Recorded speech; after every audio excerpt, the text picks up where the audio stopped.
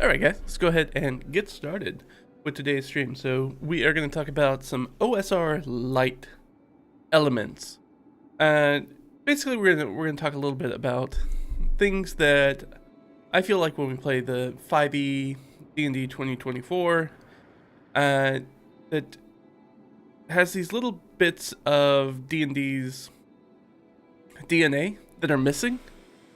Things that have been shelved a long time ago, kind of sitting dusty on those shelves.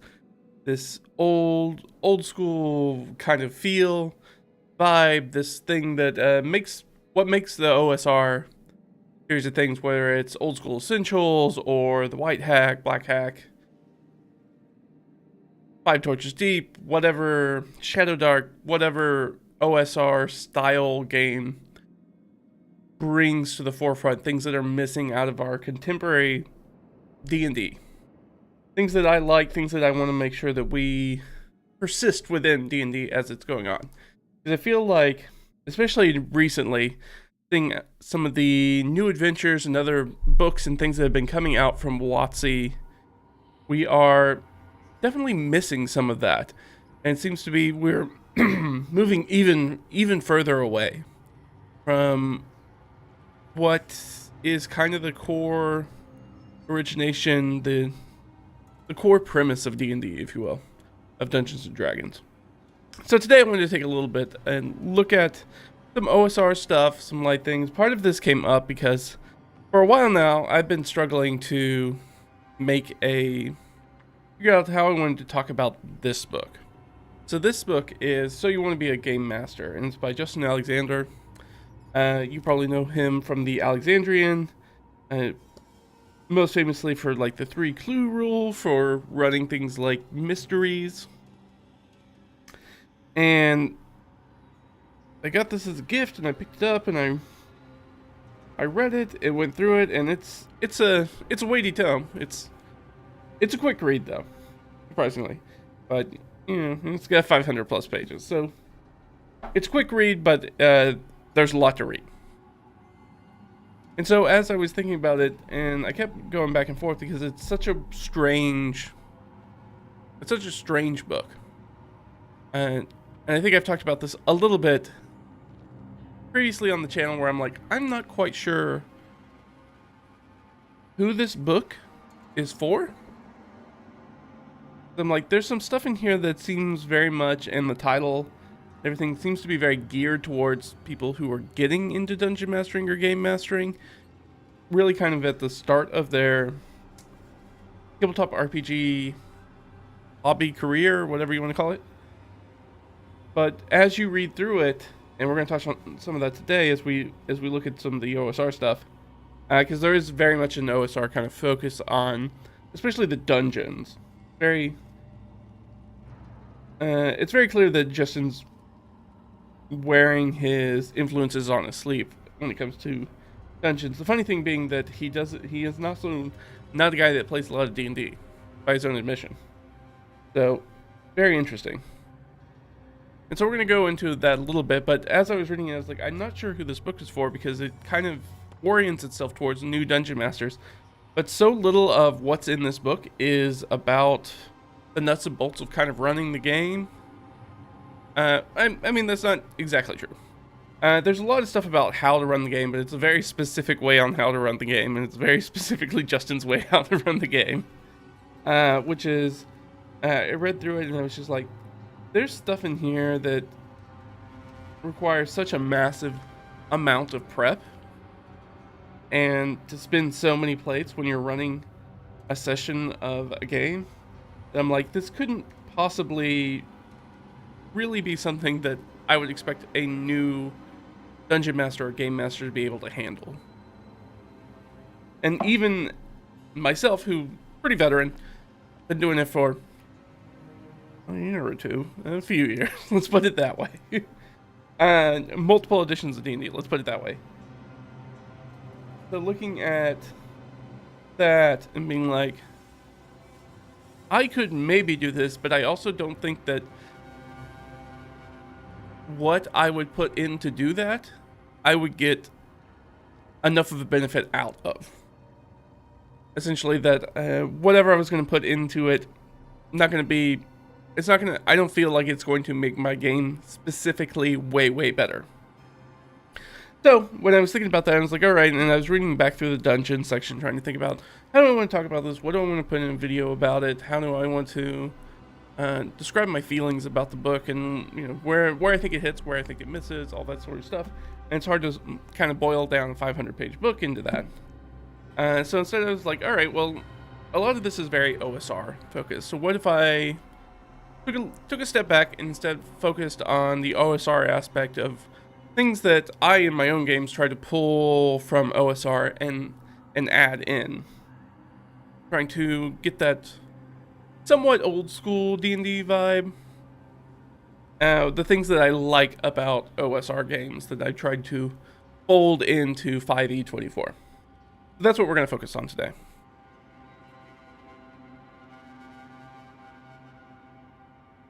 And thanks for joining me.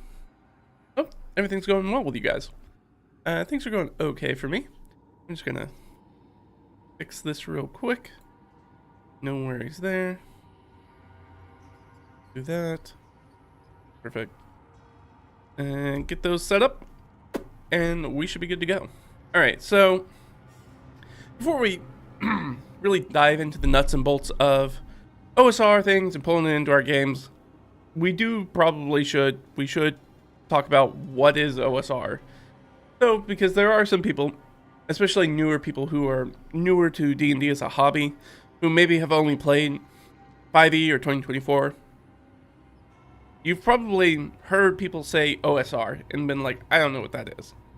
So, OSR stands for Old School, Revival, Renaissance. The R is kind of fumbly. It can stand for a few different things.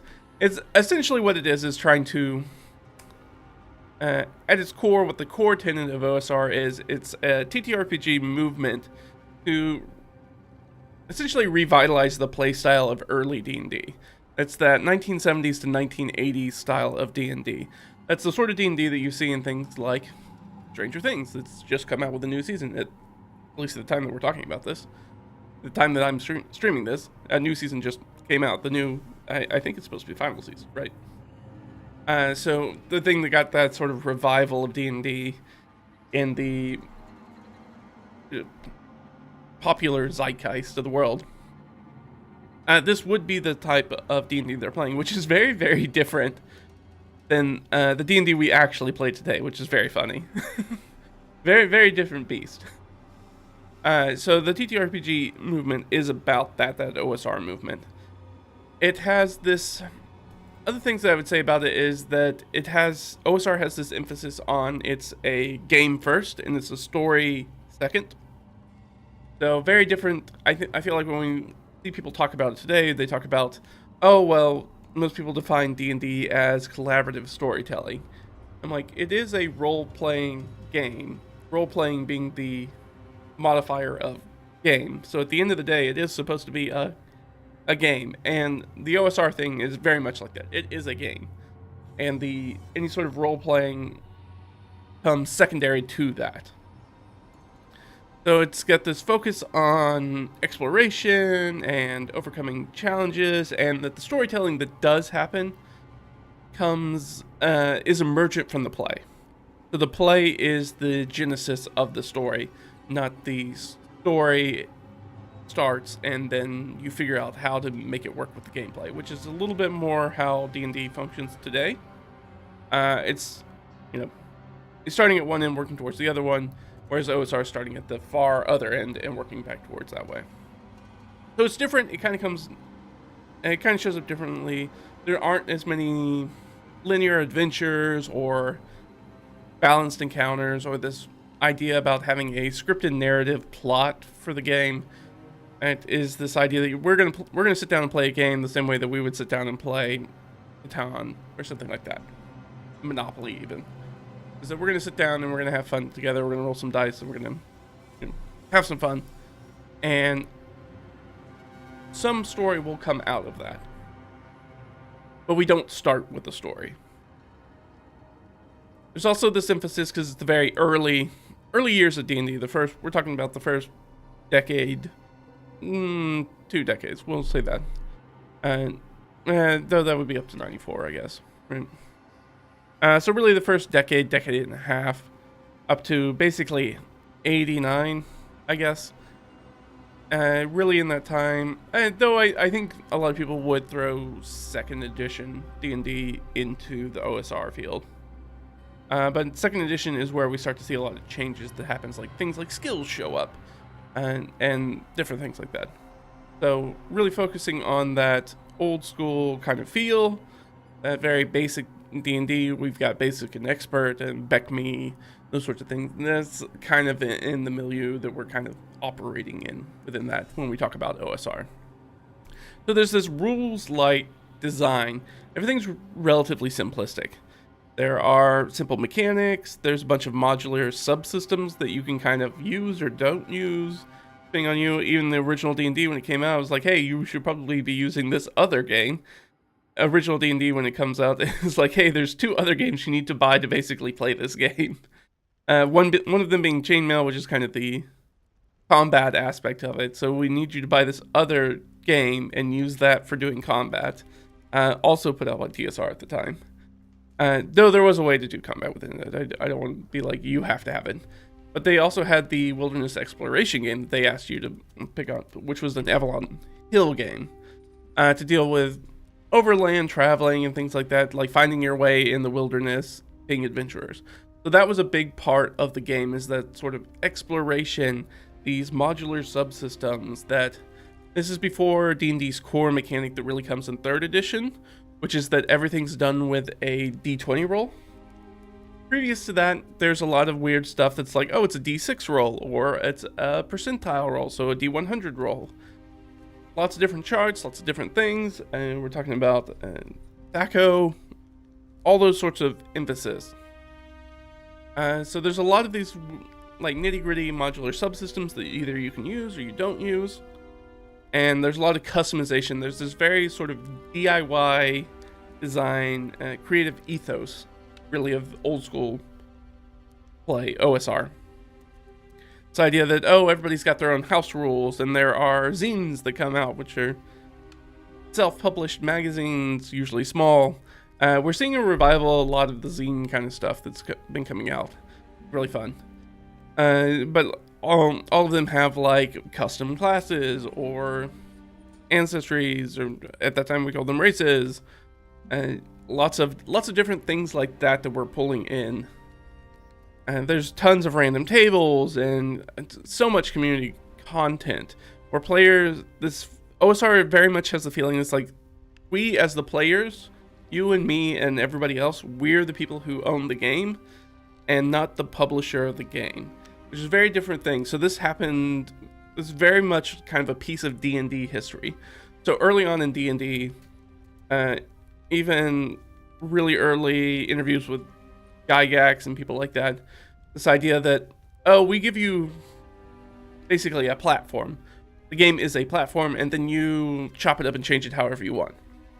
Now, that did change, not that far into it, because they realized, hey, if you as the person who puts out a game don't take care of your IP, if you're not greedy about your IP, people will take it. And that's when you start to see things, all the basically D&D clones come out. We're talking like Tunnels and Trolls and things like that coming out.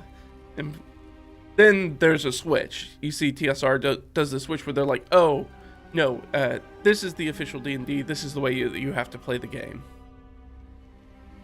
So that is a change, but this ethos of that OSR definitely harkens back to that day where it's like, you kind of own the game. Each different table has a different game.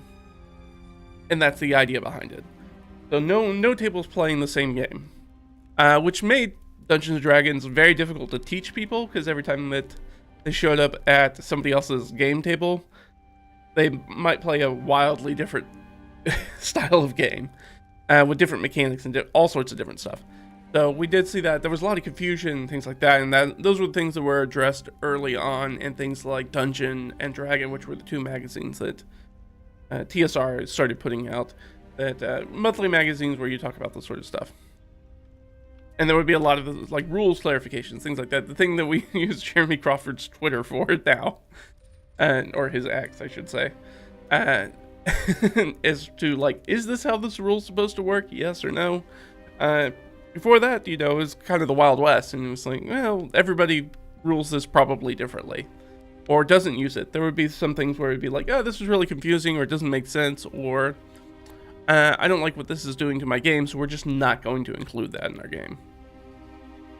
In the same way that I think in 5e 2024, we have things where we're like, oh, well, yeah, you can drink a potion as a bonus action.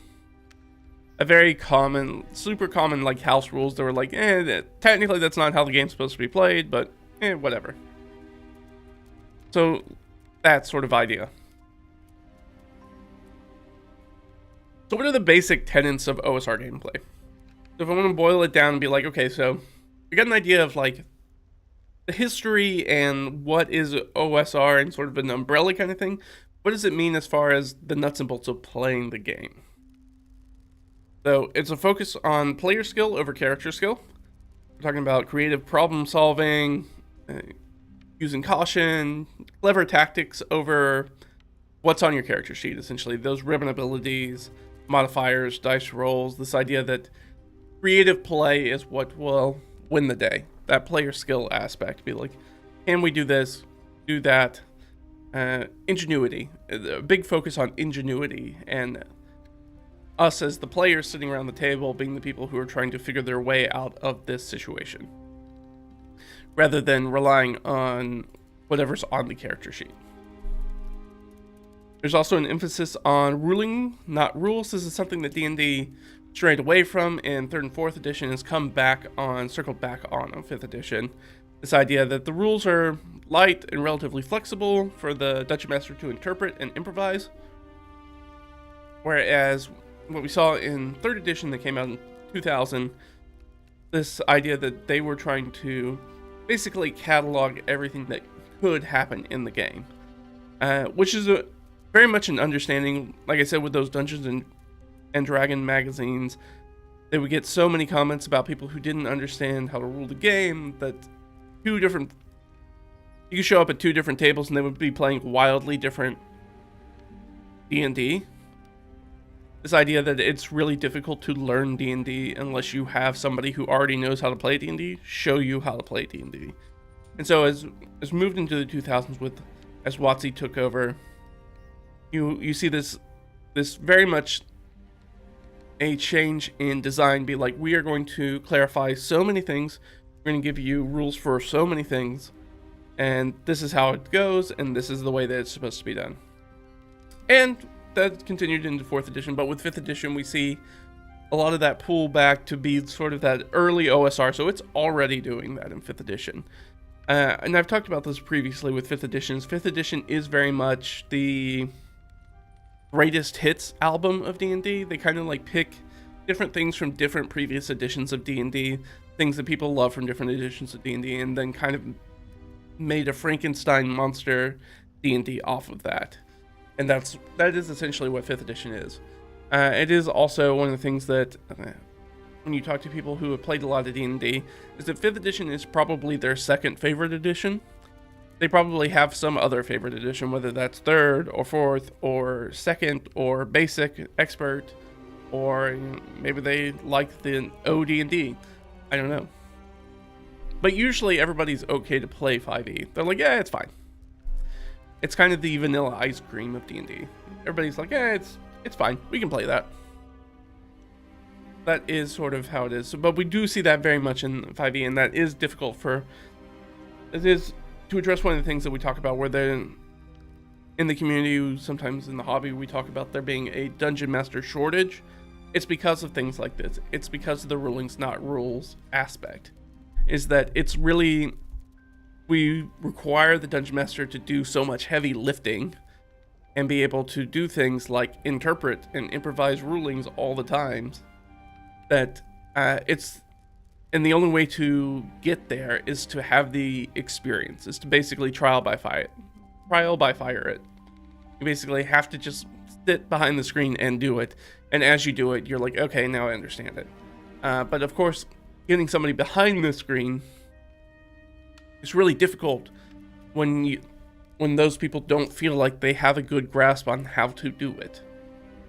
Which is the difference as to why we had so many overt rulings in something like 3rd or 4th edition with these big, weighty tomes of rule books, core rule books that look a lot more like the Pathfinder rule books. Very thick tomes, like textbook style books, that because it's trying to cover everything for you as a dungeon master. And the idea being like, if you learn most of the stuff that's in this book, you will be able to run this game. Whereas we moved away from that. Sometimes good, sometimes bad. Other things that come with the OSR as far as the rulings aspect, challenge, risk, consequence. The playstyle is very high risk, high reward. It focuses a lot on limited resources, and that the world is very danger filled, and death is always on the table. It's very, very easy to die in OSR games. Again, you might be a wizard with 1 hit point, or only a handful of hit points. Even when you get up to like 3rd or 4th level, you might only have a few hit points. And it really changes the way you play the game, because you have to play the game sort of in the way in a video game where you might play like a Death March style or an Iron Man kind of game, where it's like, if you die, and that's the end of the game. There's no like respawn, there's no nothing else. You don't get a second try, there's no extra lives, you die, you die. And old school gaming is like that. That OSR gaming is like that. That is what they are trying to replicate. So because of that, there's this focus on exploration play, that the play emphasizes discovery and navigation and mysteries and overcoming obstacles in very sort of novel ways, using your ingenuity to overcome those things. And then the plots, the stories that we tell, emerge as outcomes. They're like natural reactions to the player choices and actions in a sandbox world in very character-driven sessions. Which is probably one of the biggest differences between OSR-style play and contemporary 5e24 play. Is that 5e24, we talk about it being collaborative storytelling, and that there is a plot and you are characters within that plot. Whereas OSR play is a lot more like, you are the main characters, we don't know what the story is, you have to have your own goals and motivations to go out and adventure. It's just, it's a different style of play.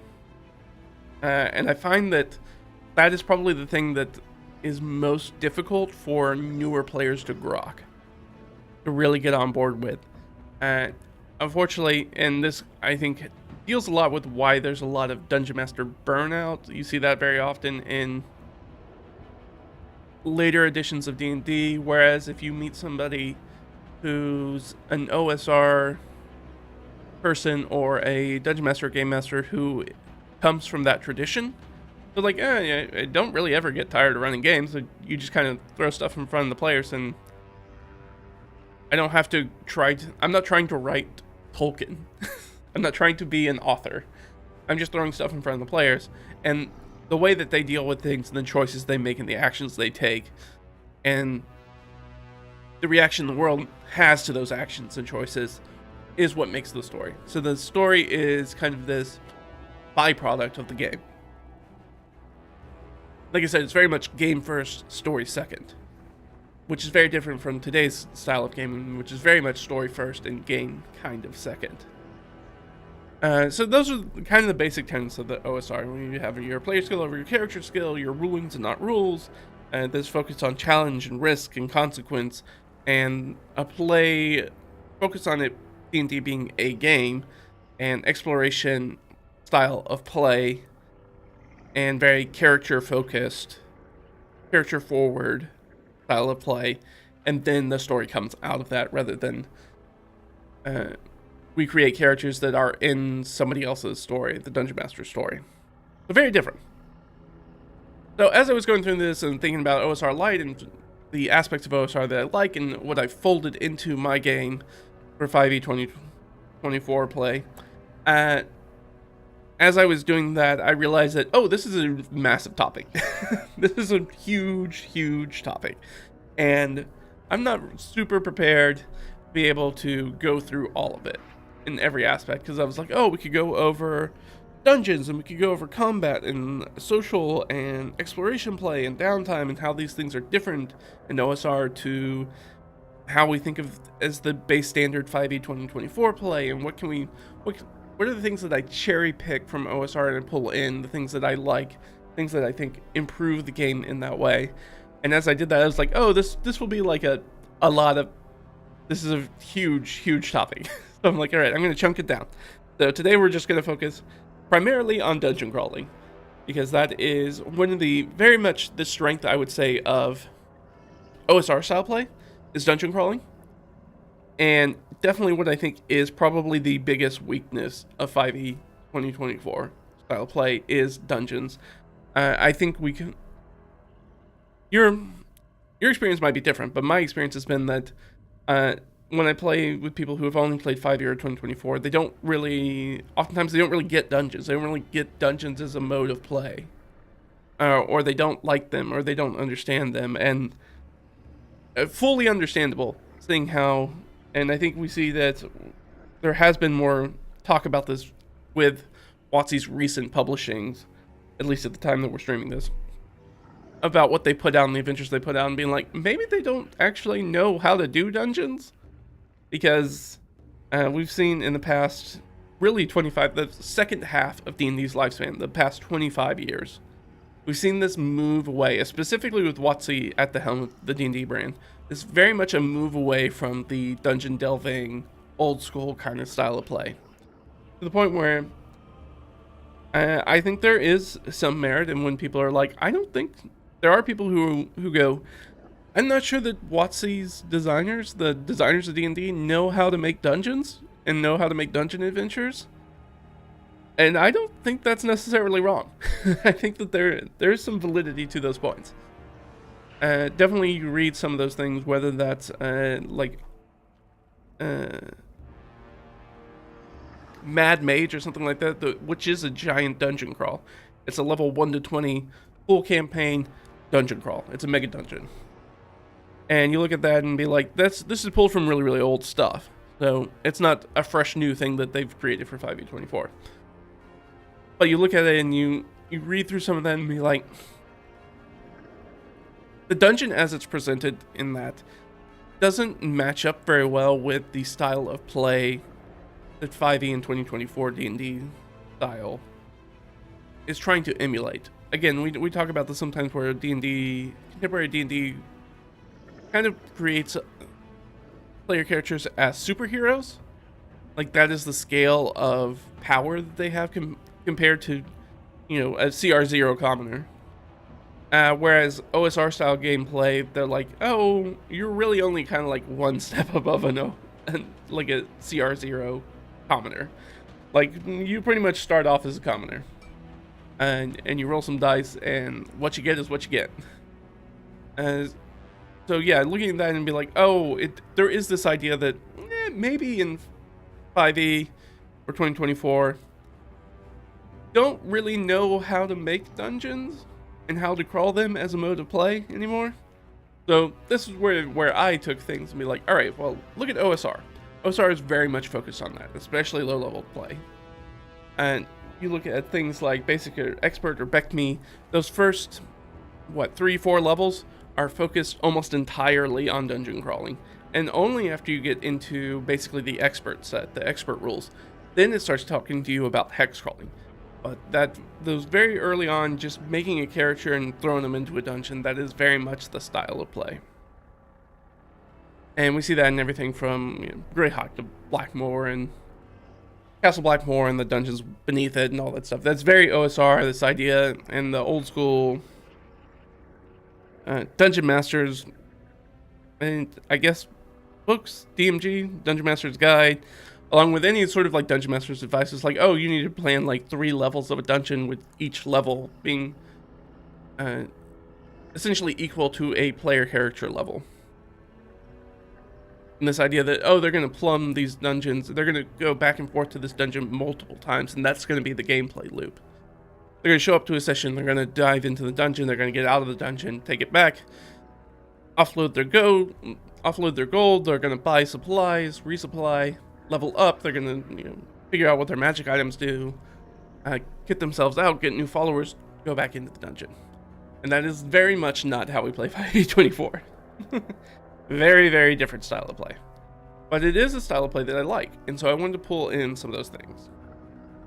Let's talk about what I think is the strength of OSR dungeons and dungeon crawling in general as a mode of play.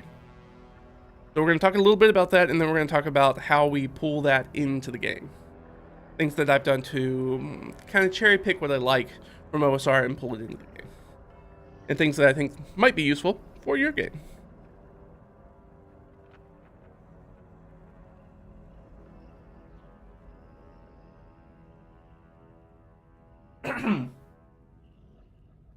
Yeah, so right off the bat, OSR dungeon crawls, they are procedural.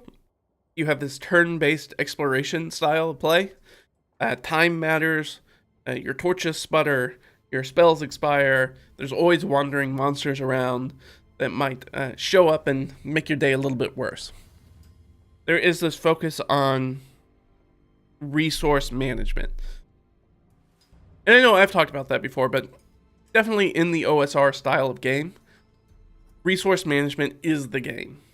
That is the game. There are other people who talk about D&D being a lot of different things, but I can tell you at the end of the day is that D&D is for sure, as it was created, to be a resource management game.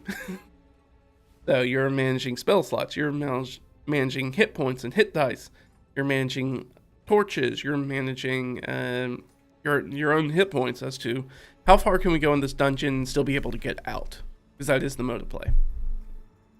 You have all this resource pressure, which makes a lot of sense. It's like you have to take care of your hit points and your tools and your rations, and when you get loot, your encumbrance. That's why encumbrance is part of the game. It's not just because nobody cares about how much you can carry on your back, like a Fallout style game. Like, nobody cares about that, about how much tinkering crap you have on you. It's more like, can you get all this stuff out of the dungeon, and how do you know when you can't go any further in the dungeon? And there's also this emphasis on mapping and navigation. Getting lost in a dungeon is a huge threat because you're gonna probably die down there if that happens. This idea that careful mapping and observation rewards the players by discovering secrets or figuring out things that they otherwise would not figure out. Things that in 5e24 style of play that we just kind of like hand wave and just give to the players.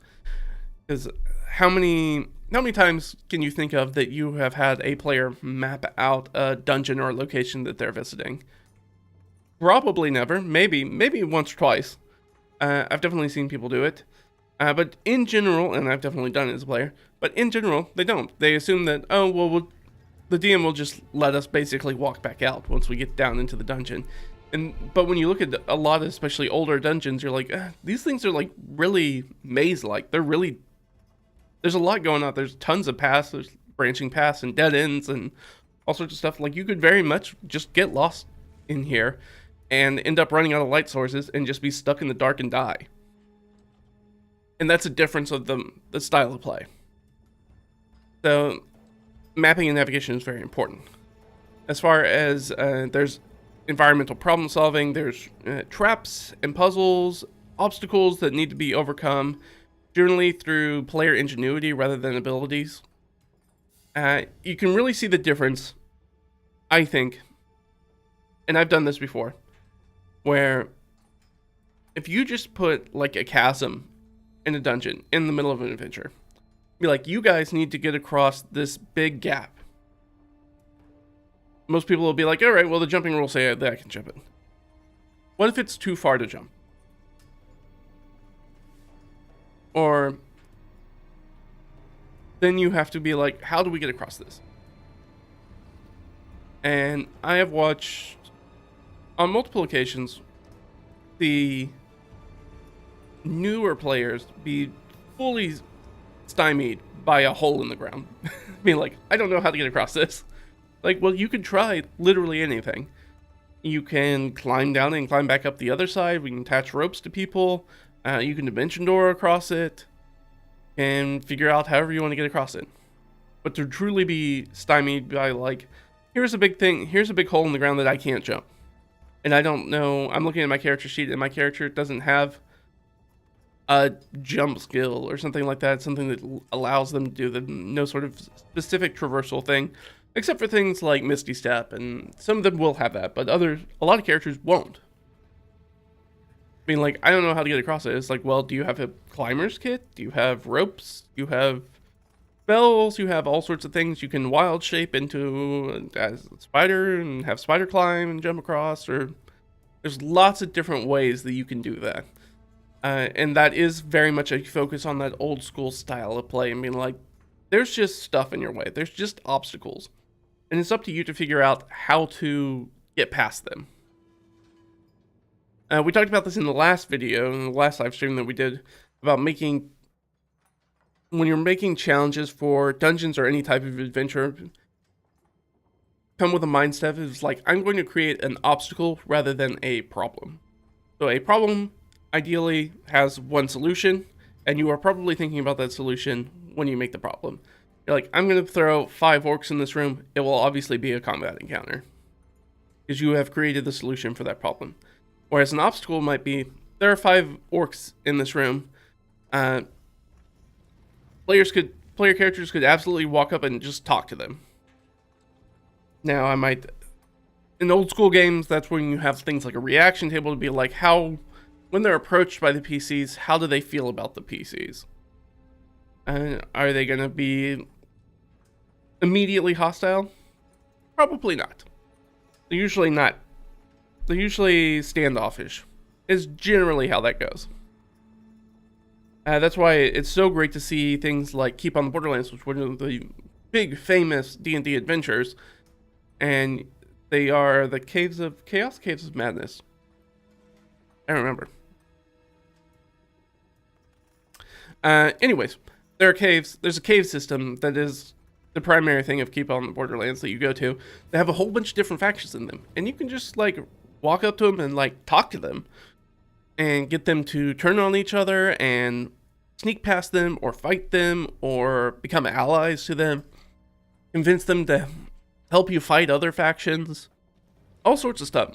It's when you create the obstacle, you're not creating the solution. You're creating an obstacle rather than a problem. So here's the thing that's in your way. It's up to you to decide how to get through that. And that's the environmental problem-solving aspect. And the last thing as far as dungeon crawling OSR tenets, I would say, is the risk-reward loop. This idea that you push deeper into dungeons to get treasure very much comes from the OSR style gold is XP. In old school games, your XP is literally gold pieces. Is equal to the gold pieces. And you only get the XP once you successfully get back to town with that gold. So it's not just picking it up in the dungeon. You have to get all the way back and be able to spend it, essentially. Be safe and be able to spend it. But the further you go into the dungeons, that danger grows. The further you go in, the more dangerous the monsters become. As you delve deeper into the dungeons, they start like level 1, level 2, level 3, level 4, level 5. We talked about that. So the deeper you go, the more difficult the dungeon gets. And the deeper you go, the more difficult it is to get out. The further you have to go to get out. We talked about the mapping and navigation, why that's such an important thing. Be like, do we have enough torches? Because a torch only goes for an hour, and everybody's got like 10 of them. So you've got 10 hours of adventuring you can do, assuming that everybody was carrying a torch, which is unlikely. Usually only 1 or 2 people in the party are carrying a torch. But also, at some point, you're like, well, we would have to rest. And especially in OSR-style games, you do not want to rest in a dungeon. You are going to get attacked by random encounter monsters. Almost assuredly, that will happen if you try to rest. Whereas I feel like when we play 5e24, it is incredibly common for dungeon masters to allow, if they're actually running a dungeon, but really any adventure, for them to allow the party to take a long rest in the middle of an adventure and be like, well, that's not, it really, we talk about things like the 15-minute workday, and that really hurts that. It really creates that style of play and be like, oh, well, I can always go alpha and nuke every sort of encounter and just take a nap afterwards. And it's like, only once you put the party in the constraint and be like, you're gonna have to fight more than one encounter in a day, probably. Only then does that resource pressure start to hit. Be like, oh, do I use my big spell here, but then I won't have it later, and I don't know what's coming up next. As we go further into the dungeon, we're gonna fight more difficult monsters. I probably want this, 4th level slot. So maybe I don't use it to blast these goblins or whatever it is, because I want to save it for when we fight something really nasty later. So this is one of the things that's a little bit more difficult. We'll talk about it a little bit, but it is one of the things that's a very particular thing about OSR, that gold is XP idea, this risk and reward, that the further you go into the dungeon, the more difficult it goes. That is probably the most difficult thing to pull into 5e24 style of play. At least that's been my experience. But let's go ahead and jump into it. It's a lot of preamble, but we got everything out of the way that we need to get. So, commonly with the OSR games, the judge or referee or whatever we're calling that dungeon master, they would use a dungeon running sheet, like there's one in this book, page 71. We'll see how well this shows up. Probably not very well. It's like this. Let me just read off what's on this dungeon running sheet. The party's name, their speed, their pace, and their fast pace. So you basically have 3 different ways to say speed. You have a turn tracker for effects and durations and boxes to make tick marks in. The marching order of the party. It sets up the dungeon turn order, how to make an encounter check. A reaction table, we talked about that for monsters and other NPCs. 2d6 table to be like, when you run across these people, how are they going to react to you? And then a list of the dungeon actions you can take, which is very different from 5e2024. Really, we only drop into turns in combat, but in early editions of D&D, it was pretty common for you to do dungeon turns, which are about 10 to 15 minutes a turn. And this, you would go in order and still do the same things. Be like, all right, are you looking for the room? Are you going down the hallway? And you needed those dungeon turns because that allowed you to keep track of things like torches and light sources when they would burn out. Things like pass without a trace, which is an hour-long spell? When is that going to wear off? In 5e24, we've hand-waved that a lot, but there is a method to just actually track it if you want to track it.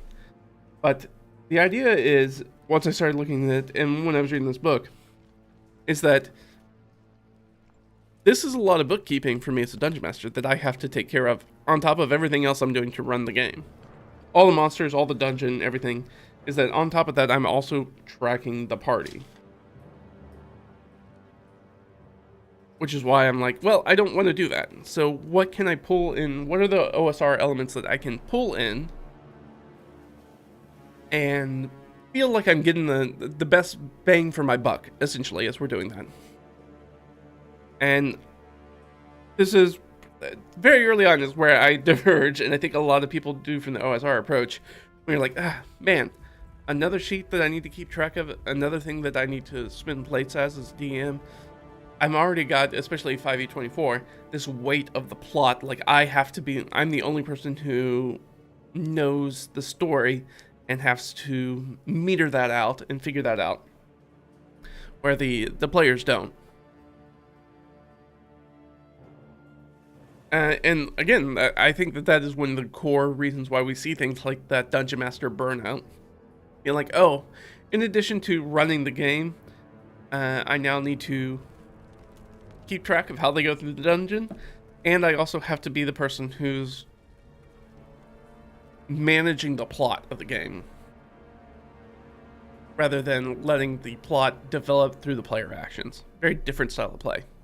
So it's a lot of work for Dungeon Master, and a lot of work that Watsy's just not really good at preparing the Dungeon Master to do, and for how much of a burden that is to run a game in that style.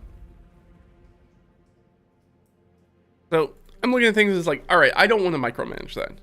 So what can I pull in? So we know that we looked up at there. We said that our procedural turn-based exploration, that's the first thing that's kind of an OSR staple. How do we pull in some of that? Because obviously I don't want to use that sheet. Do that. So if we boil down to why are we tracking turns? What is the point of that? And we look at this dungeon running sheet, and we can ID basically two very specific reasons why we're tracking that way. We're tracking turns. One is to track timed elements. That's our torches, our pass without a trace, abilities, items, spells, anything that persists basically longer than turns or minutes. Anything that lasts about a minute is supposed to be, obviously, that will be used in combat. Something like friends, something like that, even if it's like 10 minutes or something like that. Which we would now know is be about one dungeon turn. That's the first part. So we want to keep track of those timed elements to make sure that they burn out when they're supposed to, essentially.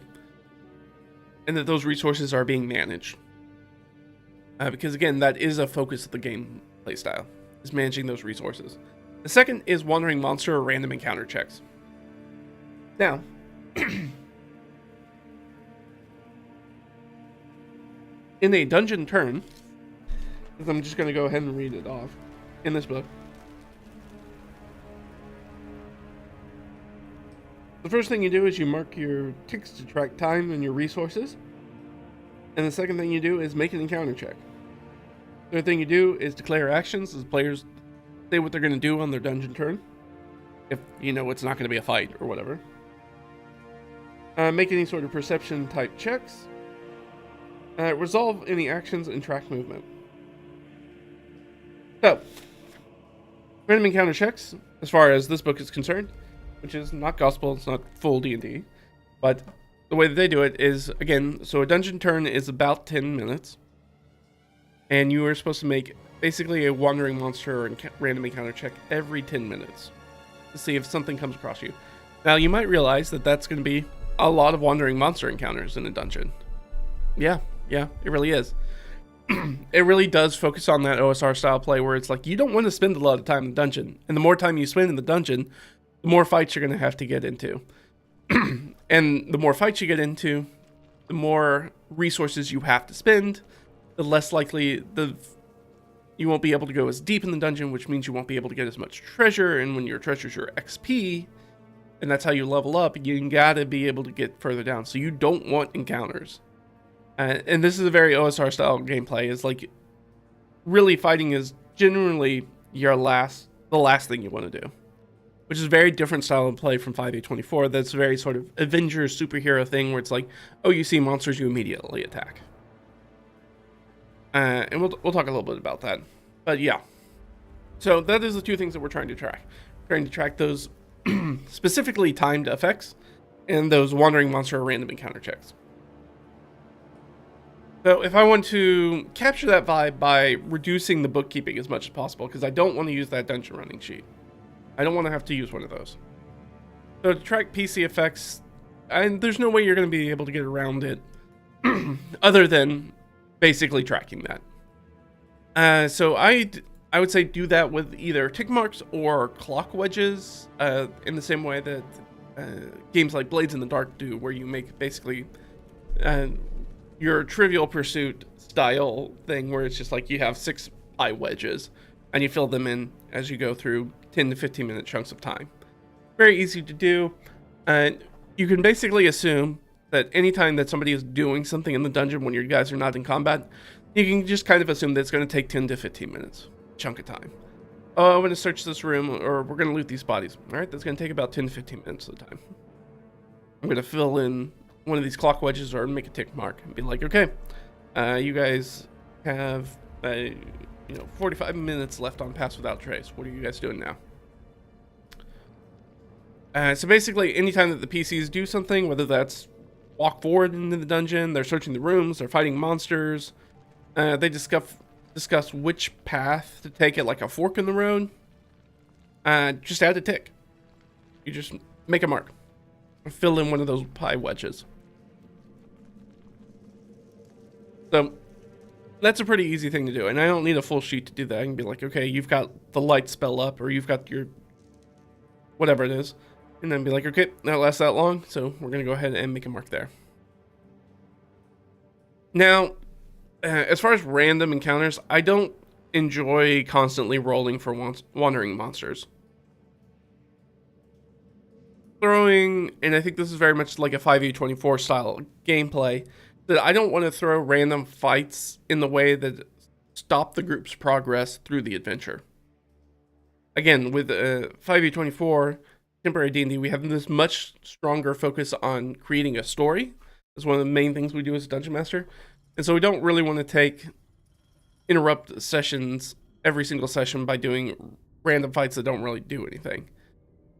So if we follow what's on this sheet, and they're rolling a d8 basically every 10 minutes, basically means that you should essentially have a random encounter about every 80 minutes in universe time as the party's going through a dungeon. Now, they're not going to make it very far before that happens. And so what I do instead, and the way that I do it, and I think maybe this will be useful for you, it's been super useful for me, is that I roll a d6 for random encounters. And if I roll a 1, a random encounter is going to show up. But the thing is that I only roll the die, I only roll the d6, when the group stops making forward progress.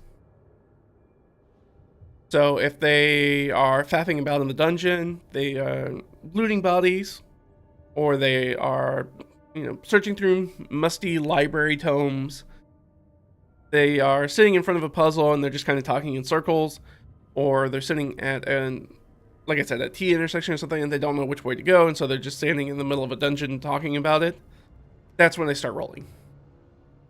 That's when I pick up the die and I start rolling it. And I use this as a timer element. So I'm applying pressure on the players. Be like, hey, the more you guys stand around and just talk, the more likely it is a monster's going to wander across you. It just kind of makes sense. If you guys are standing in the middle of a dungeon hallway having a conversation, there's a higher likelihood that somebody's going to run across you. They're going to hear you and come investigate. But if they are, going forward and they're checking for traps and they're making forward progress, then I'm not rolling for random encounters because they're doing the thing that they need to do to progress the adventure. It's an easy way to add a timer element to an adventure, which I really like. Especially when a lot of, specifically Dungeon Delve style adventures, don't typically have a lot of time bounding, not a lot of strong time elements, unless it's like you need to go get the hostage, or the cultists are, doing whatever ritual to summon whatever fell demon or whatever, and there's that timed element. But a lot of those dungeon crawls, you don't have a timed element, so you can create a timed element, and that timed element is the wandering monsters. The important thing is that when you're doing the wandering monsters, is that the way that I run them is like, you're not going to get XP from them, and you're not really going to get any loot from them. So it is only hurting your resources. It is, in a lot of ways, punitive. Getting into extra fights is not something you want to do as a player character, an adventurer in the world. You want to avoid as many fights as you can, or make sure that you put yourself in a position to win those fights or come out on top, where you're doing the things like making the ambushes and setting the traps and doing that stuff. That very player agency, forward thinking, very much like we're going to have agency and control over the situation, because if we don't have control over the situation, things are going to go really badly for us. So it's a very easy way to add sort of a timer element to it.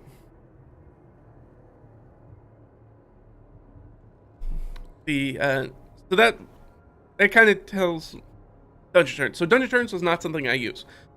I know that I need to roll for random encounters whenever my players are faffing about and not really moving forward. They're looking for loot or whatever it is. They're just kind of hanging out. That's when I start rolling for random encounters. And they don't really get anything out of it. It's pretty punitive for them to do that. And the random encounter tables that I use have super easy stuff and some more difficult stuff. And generally it's like, say I was going to do a D6 table of random encounters where everything's equally weighted. So it's a D6 table, but I might put 10 things on that table. And so the idea being that, okay, as I go through 1, 2, 3, 4, 5, 6, I just mark them off, and then more difficult encounters start showing up. Because if I rolled a 5, and let's say that I've already done the number 5 encounter, it bumps up to the number 6 encounter. And so as I do that, the more you guys screw around in the dungeon, the more difficult the fights ramp up.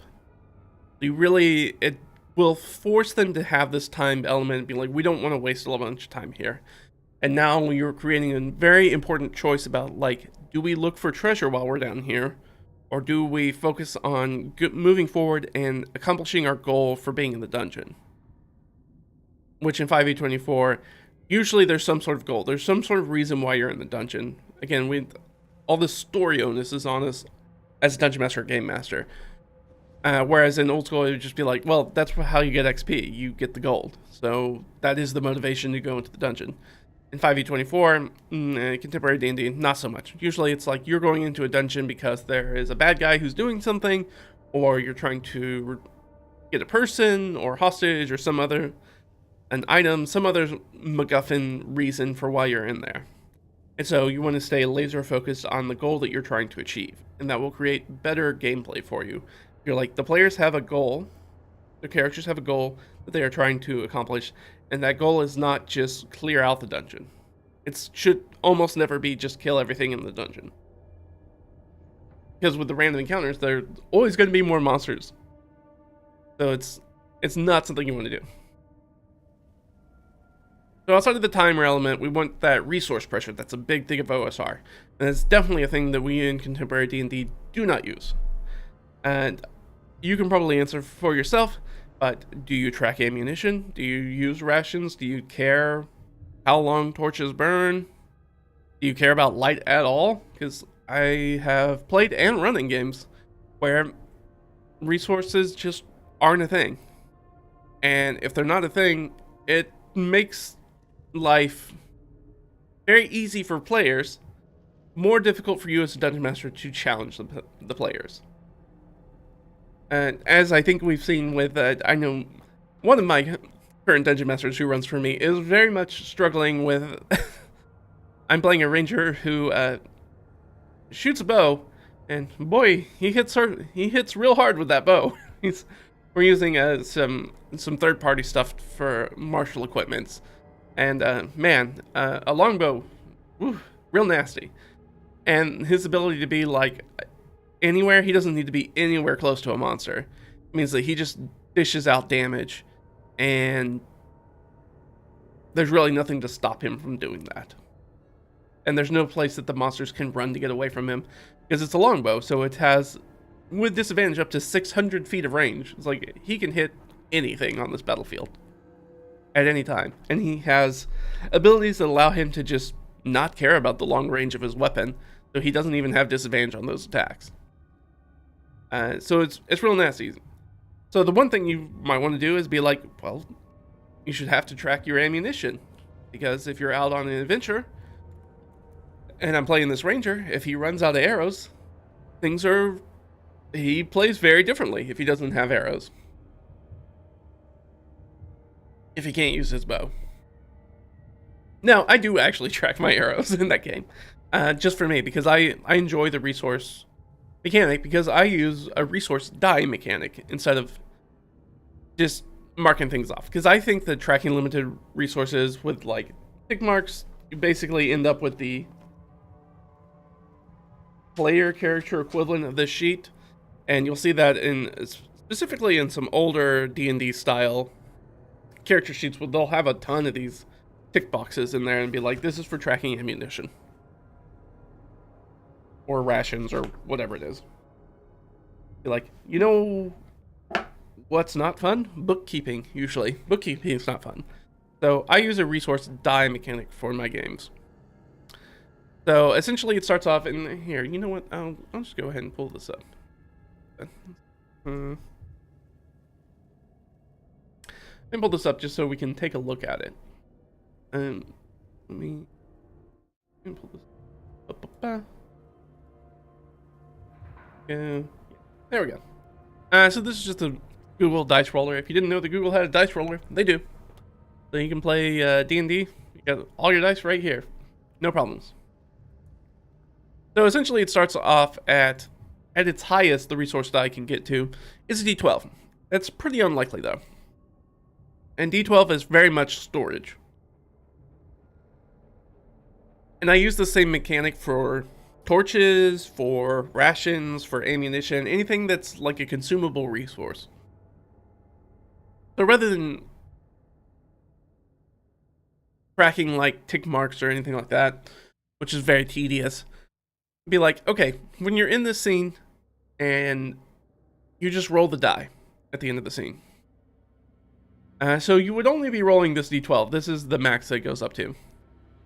If you were thinking about storage at something like your hold or bastion, or you had a large ship with a cargo hold, that is represented by having a D12 of resources. Most of the time, you're going to have a D6 of resources. And that represents, a D6 represents what each player character can carry on their person. So they have a D6 worth of arrows, they have a D6 worth of rations, they have a D6 worth of torches, etc. So we're doing the adventuring thing. Let's say, I already used my ranger as an example, so let's just say we're going through a dungeon crawl, which we're doing right now. And with my ranger, be like, okay, we just had a combat, he shot a lot of arrows, I'm gonna roll my D6. Alright, if I don't roll a 1, everything's fine. It's assumed that I spent some time, I picked up the arrows, as many arrows as I could, recovered the arrows that I could, and my arrow supply is doing okay. But let's say I keep rolling, so that's a second encounter, a third encounter, and I only roll the die if I'm using more than one arrow in a scene or an encounter. If I only use one arrow, I consider that to be conserving ammunition. So you are going out of your way not to use ammunition. You only fire once. Now, as you can see, you can get through a lot of encounters and without too much trouble most of the time. But every once in a while, you're going to roll one of these bad boys. You're going to roll a 1. So when you roll a 1 on the die goes down in size. So now I have a D4 of arrows. Still not a problem, but there's 25% chance at the end of each encounter that I might be running out of arrows. And this adds to the ability, it kind of gamifies this idea that you're never truly in charge of the resources. Sometimes arrows break, sometimes you lose them, sometimes you can't recover them for whatever reason. Maybe because the wizard fireballed that guy and so all your arrows got crispied. But eventually, you'll roll a 1 on the D4. That means no more dice. That means that you have 1 more of that resource. So in this instance, if we're doing with arrows, that might be I only have a single arrow, which is probably not what I would say. I would say like, you only have a handful of arrows. So if you guys get into a fight and you use more than 1 arrow in that fight, that's it. You're going to use all your arrows and you're not going to be able to recover them. There won't be enough for you. But again, you always get 1 for free.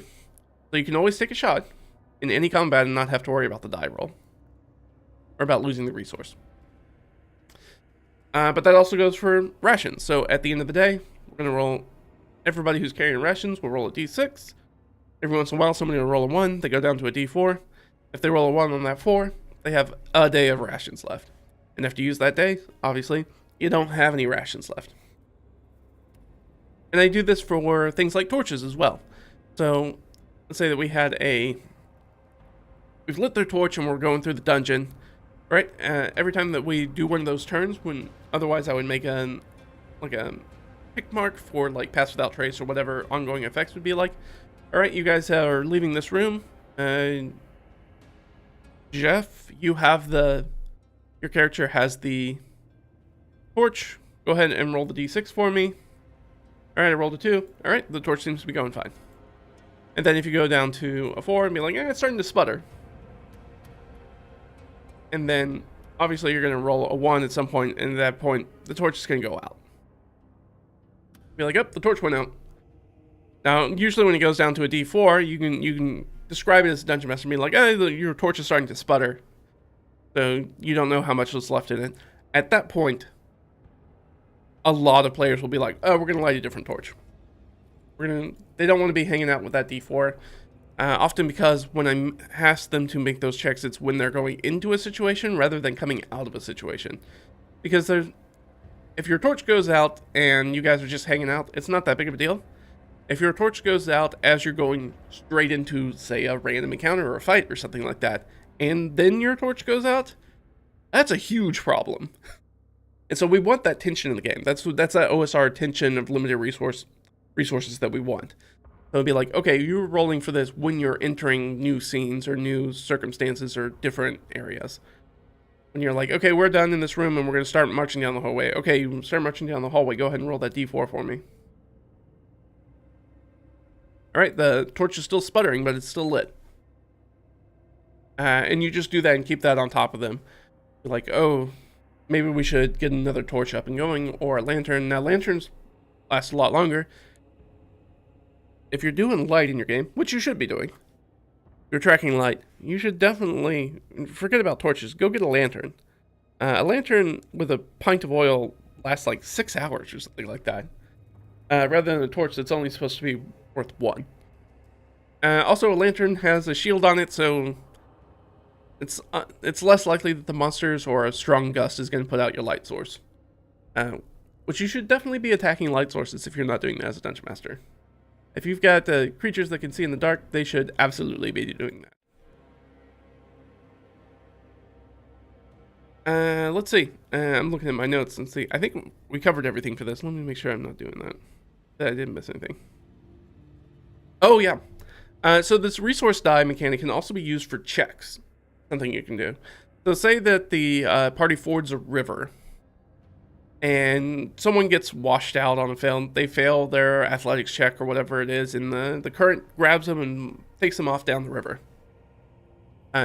Maybe they take a few hit points of damage before they scramble up on the riverbank, but you can also ask them to do things like roll their ammunition die or their rations die to see, like, I need to roll that d6. I'm going to roll it. I'm not going to pull it up, but you guys know what I'm rolling. All right, I rolled a d6 on my rations. 2. Okay, so it doesn't look like a ton of your rations spoiled. They didn't get too wet. What about your arrows? I only had a d4 of arrows. Okay, good. Before, it does not seem like a lot of arrows came out of the quiver. But that's another way that you can put that pinch on the players with those limited resources without having a sheet where you track it and just be like, if you do something, whether that's fall from a great height or something like that, like 20 feet or more, and be like, there's a chance that you just broke a whole bunch of arrows or you lost them somewhere as they scattered down into this pit or wherever and broke. Because in the same way that we do d20 checks, is that you can add advantage or disadvantage on those rolls as well, which is sometimes I do. Be like, you guys forded the river and you guys are making your rations checks. Those are going to be a disadvantage. So roll your rations die twice and take the lower result. I'm going to roll 2d6. I rolled a 6 and a 5. Your rations are fine. They didn't get too wet or whatever. And you can also give them advantage. That's actually a thing that I do quite commonly. And often in my games, the party will come across food as treasure. And the food doesn't have a lot of monetary value to it. But what it does is that I will allow them to use it to basically take advantage on their next rations roll. Be like, oh yeah, you guys picked up a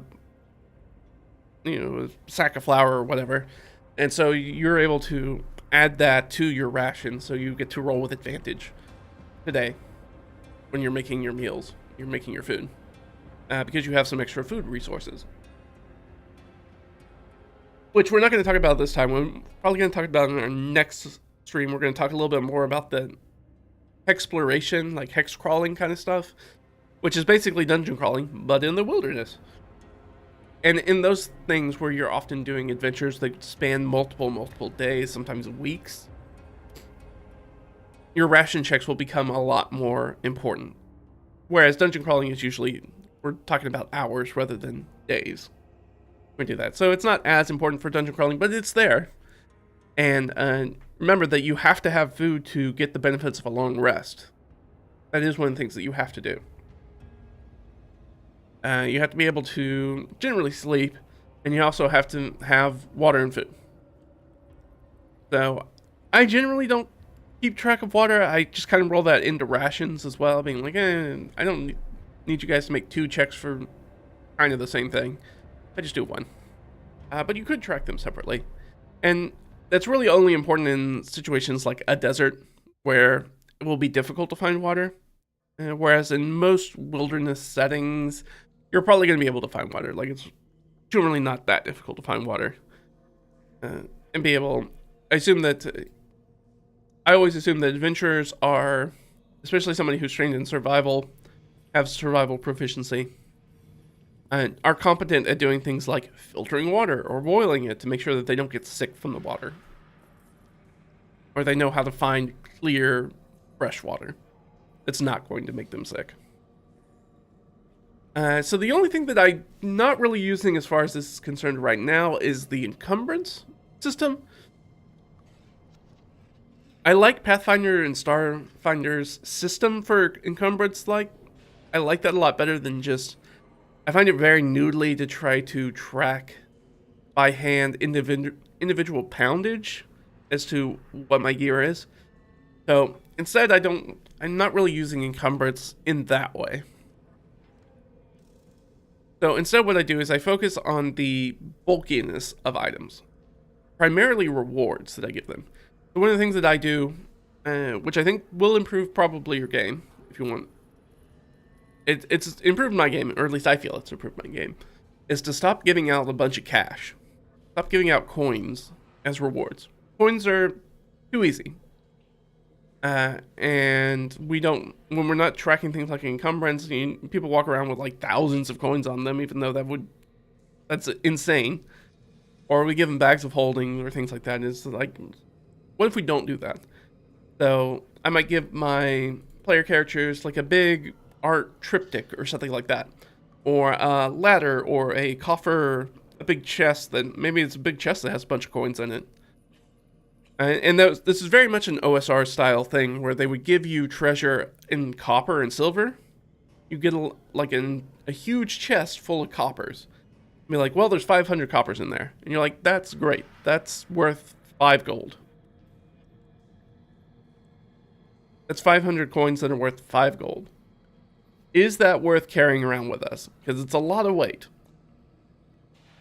And so once you put them in a situation where they have to make decisions about that, or give them reward that's really bulky, like I said, like a big art triptych or something like that, which is like a 3-panel painting thing. Be like, oh, somebody has to carry that, and that's going to require both their hands. So now you're being like, okay, well, the fighter's going to take it, the fighter's carrying it, but the fighter has to use both their hands to carry this thing through the dungeon, which means that they can't carry a torch. And it means they definitely don't have their weapons and shield out as they're traveling through here. Which means if a fight breaks out, which random encounters, they happen randomly, they're going to have to set that thing down and then spend basically a turn in combat, like getting their shield and weapon out. Which now that focusing on encumbrance, what you choose as a reward to pull with you, you take with you, or maybe you guys...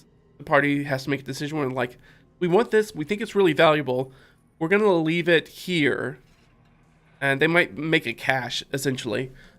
and be like, okay, we found like a closet or something, and we're going to take all the loot that we've gotten and we're going to put it in this closet, and so that way when we're on our way out, we're going to pick all this stuff back up. But we're not going to carry it with us throughout the dungeon. Now, if they do that, there's a chance that monsters might come across it. They might take the stuff back. They might put it back where it was. They might just keep it. They might realize that somebody's in here. That gives them a clue that maybe somebody's in here, and maybe they start hunting for them. And like I said, with the resource die mechanic, I also use advantage and disadvantage mechanics from 5e24 on things like random encounter checks. So, say an example. Actually, this one happened recently. In the current adventure that I am running for my party, they set off an alarm trap. So the alarm trap, I make a wandering monster roll immediately then to see if somebody shows up when the alarm goes off. If they don't, the next, maybe 1d4 wandering monster checks that I make, I do that with disadvantage. So I'm going to roll 2d6 and take the lowest, because again, a random encounter only shows up if I roll a 1. So it goes from, instead of being a 1 in 6 chance, to closer to about a 1 in 3 chance. Which is not great. It's twice as likely that monsters are going to show up. So you can do things like that, and that will help add some that OSR kind of feel, that OSR-like feel to things. Like, now we have to make anytime. How do I say this? One of the primary things that I want to do as a dungeon master is put my players in a situation where they need to have a meaningful choice. And that's what I'm doing with things like these bulky rewards. I mean, like, do you want to carry this with you now? Is this worth it to you? It's worth money, but is it worth enough money that you want to ensure that one of your frontline fighters isn't going to be prepared for combat when combat breaks out? And now there's a weighing of things, a weighing of options, and they're sitting there and they're thinking about it. It's like, well, we could do it. I can give it to that person. Can the wizard carry it? And I'd be like, well, it's pretty heavy, and the wizard's probably got an 8 strength, so I would say that he could carry it. Your wizard could carry it, but he's going to be slowed if he's doing it, which means you're going to be moving at half speed. And as they're having these discussions, they're standing in the middle of a dungeon not doing anything. What does that mean for us? That means I start rolling a wandering monster encounter. So there is that pressure, like, you guys need to make a decision. If you're not making a decision and you're not moving, something bad is going to happen to you guys, because you guys are basically behind enemy lines. You are not in a very safe space. And that's the whole point of the dungeon, is that at no point when you're in the dungeon are you truthfully safe. So you guys need to be careful about how you do it, and generally you want to be quick about it. You don't want to faff about too much. But yeah, that is everything as far as sort of the resource die mechanic and how I track those things, the dungeon turns and things like that. So, what about mapping and navigation? How can we pull those sort of OSR elements in? When I was thinking about it, it's like, it's been my experience that mapping and navigation kind of boils down to 2 very specific foci or focuses. One is labyrinths and mazes, which is very common with how things are built, especially OSR dungeons. Very, very tricky. And the other one is hidden secrets and hazards and traps, hidden elements that are kind of gotcha kind of things most of the time. As we talked about, OSR dungeons tend to be really big affairs. Talking about multiple levels of dungeons that adventurers repeatedly are going to go in. Very much like the name suggests of the game 5 Torches Deep. The name is a play on that. If you're not familiar, is that you probably have made a 5e character. You realize that you usually get about 10 torches. So once you get 5 torches deep, you're going to need the other 5 to get back out. That's about as deep as you're going to go on a run. So you need to be able to get into that dungeon, get all your filthy lucre, all your loot, and march back out with that stuff to sell and level up and re-gear yourself and grab hirelings and head back into the dungeon for a deeper dive. It creates this very Diablo-esque roguelite kind of game loop where it's like, oh, we go to the dungeon to get loot and to level up. And as we do that, that allows us to get further into the dungeon. And that's the gameplay loop. To do that, there's often lots of shortcuts or level skips that the player characters can discover when they're visiting a dungeon, where that gives them the ability to bypass low-level areas and make deeper progress on each run. Again, so they can get 5 torches deep and then get much lower. They can make it much deeper and get better loot, bigger, better monsters, more levels. Now, we don't really play the game like that anymore. That's for sure not how 5e24 is. There's barely any dungeons at all, much less multi-level dungeons that you're supposed to spend a whole bunch of time in and revisit again and again and again and again. That's just not the mode of play that the game is right now.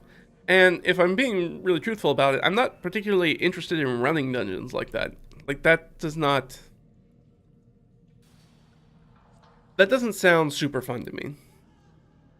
If I want that mode of play, there's no reason why I couldn't just play something like Diablo, where it's like I can scratch that itch very easily, and I don't need 4 other friends to do it, and I don't have to spend a bunch of time making a dungeon to make sure it happens. So, if that's not the case, and I start thinking about when I'm putting labyrinths and mazes in an adventure, I generally make like a gamified node map area, essentially, where I'll make, like, if you watch my video on hex dungeon design and how I use that hex dungeon design, very similar. I'll just make it's kind of like a mini dungeon within a dungeon, and that is how I do mazes and labyrinths and things like that, where they can get turned around. And as someone who's played through a fair share of like maze-like OSR inspired dungeons, and I find it just works better, because it's, unfortunately, the gameplay of being like, I follow this path until it dead ends is not super fun. At least it's not for me. And just walking down passage after passage and finding loops, it feels like more of a time waster, which is exactly how it's planned to be in the OSR dungeons. Those OSR dungeons are very much like that. They're meant to be tricky. They're supposed to be hard to navigate. That way, it's very difficult for you to get deeper into the dungeons. Because that's just the mode of play. And that's where we kind of get some of that feeling of antagonistic dungeon masters. Like, it's your players versus the dungeon master. Some of that antagonism that shows up in some of that OSR design, where it's like, oh, well, we do super tricky things, like there is a slight grade on this path, and so they don't realize that they've gone a level deeper than they think they are, so they think they're in a different area than they are. And that's only useful to do if your players need to map it for some reason. So it makes sense when you're playing that OSR style, when you're pushing for a random encounter every 80 minutes, that OSR play where time management is key to delving deeper, so mapping out the most efficient path to how to get as deep into the dungeon as possible before we need to get back out. Being able to navigate and map the dungeon is its own inherent reward, because it allows you to do something that you otherwise wouldn't be able to do. But like I said, we don't really play the game like that anymore. As I said, I only use random encounters when things slow down to kind of keep the pressure on the player, so they're always moving forward. And so that's generally why I started just gamifying the area. I actually don't make a lot of dungeons that have a whole bunch of like random hallways in between rooms and things like that. It's just not super important. If we go and look at, you know what, let's pull this up. Let's and look at something like a 5-room dungeon.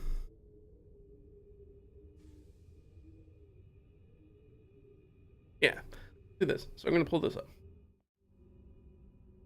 There we go. So here's like a 5-room dungeon design kind of thing, right? We look at something like this, super easy.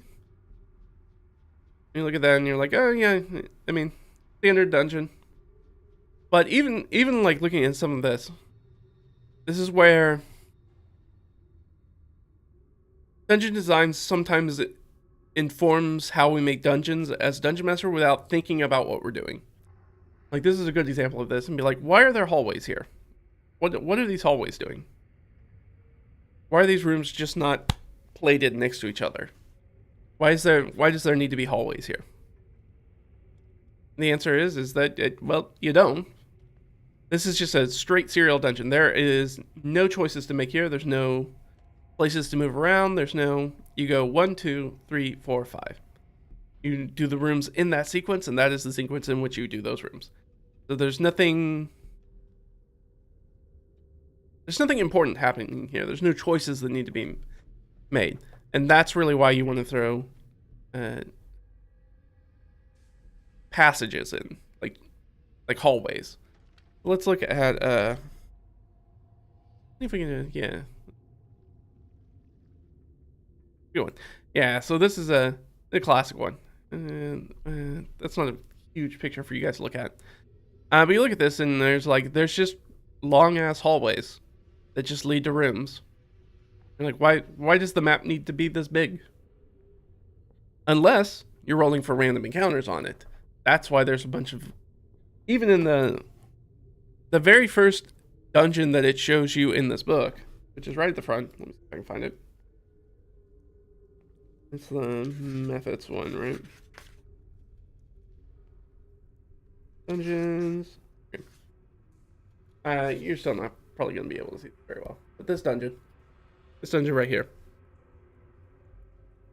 There's just long ass hallways. Like, these hallways are,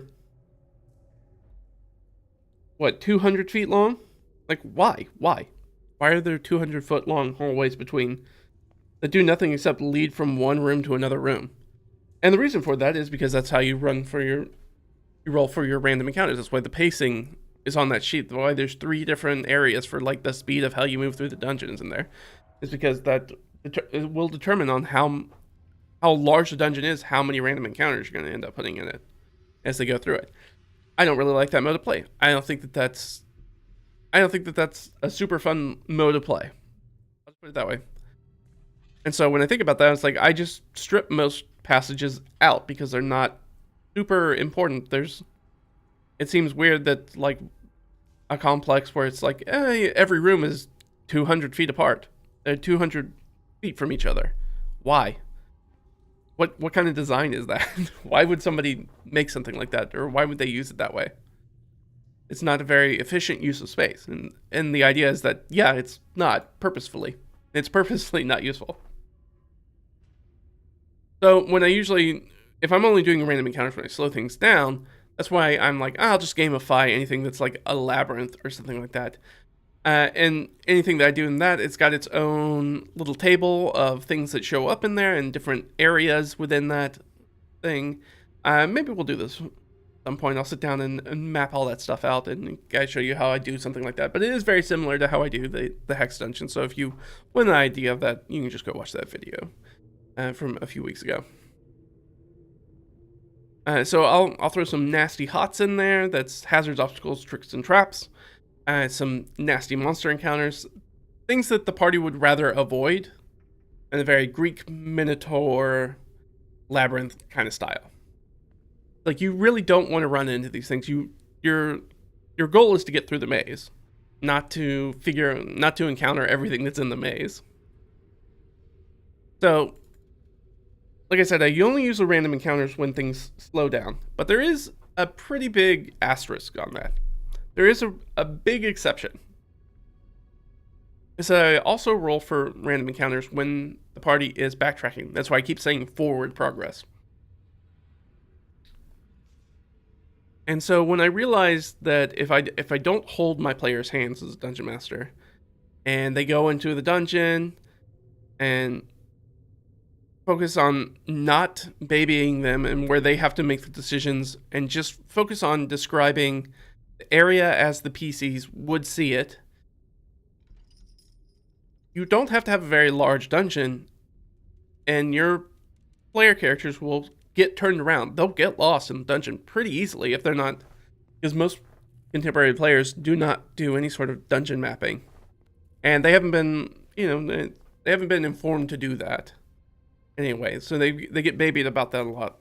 But even in relatively small dungeons, the nice thing is if you're using loops in your dungeon design, which you should be doing, that does mean that they are eventually, especially in a small dungeon, quickly going to hit a spot that they recognize, a familiar chamber at some point, and they'll be able to get back on the path very easily.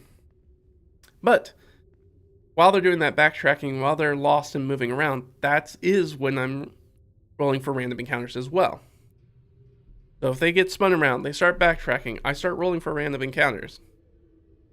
They're like, well, you guys kind of lost your way, you don't know exactly where you are. The chance that you're going to run into something is actually a lot larger now. This would also include, like, say that they've gone through the dungeon, they've lain the BBEG or gotten the hostage or MacGuffin item or whatever it is, and now they have to make their way out of the dungeon. When you're making your way out of the dungeon's still not empty. I'm still rolling for random encounters because at this point, it's all backtracking because you've done everything in here. So, and I like this because it's going to put pressure on your players. Because usually we get to a point, you'll see this in a lot of games, and I've done it as a DM, I've done it as a player, where like, oh, we got through the dungeon, we killed the BBEG, we got the loot, and then we just kind of hand wave them, not just like getting out of the dungeon, sometimes all the way back to the village or home base or wherever it is in the adventure. We hand wave all that. It's like, but you can actually keep the tension in your game by being like, you went through the big encounter, you guys probably used most, if not all of your resources. There's still a chance that encounters will happen. And that's when you can really put the screws on your players, and your game was going to feel a lot more threatening. Sometimes I hear a lot of dungeon masters being like, I don't know how to challenge my players. I'm like, this is how you do that. You take away their resources, you make them use all their resources, and then you keep applying pressure to them. You basically, you step on their neck is what you do. You hold them down and be like, well, good thing you killed that BBEG, everybody gets their high fives and everything. You guys still have to make it out of this dungeon, and every move that you guys make, I'm going to roll a d6 to see if a random encounter happens. So, you guys are probably going to be sneaky, you want to sneak out, you're not going to you're going to avoid as many fights as you can because you're not going to be able to rest in the dungeon.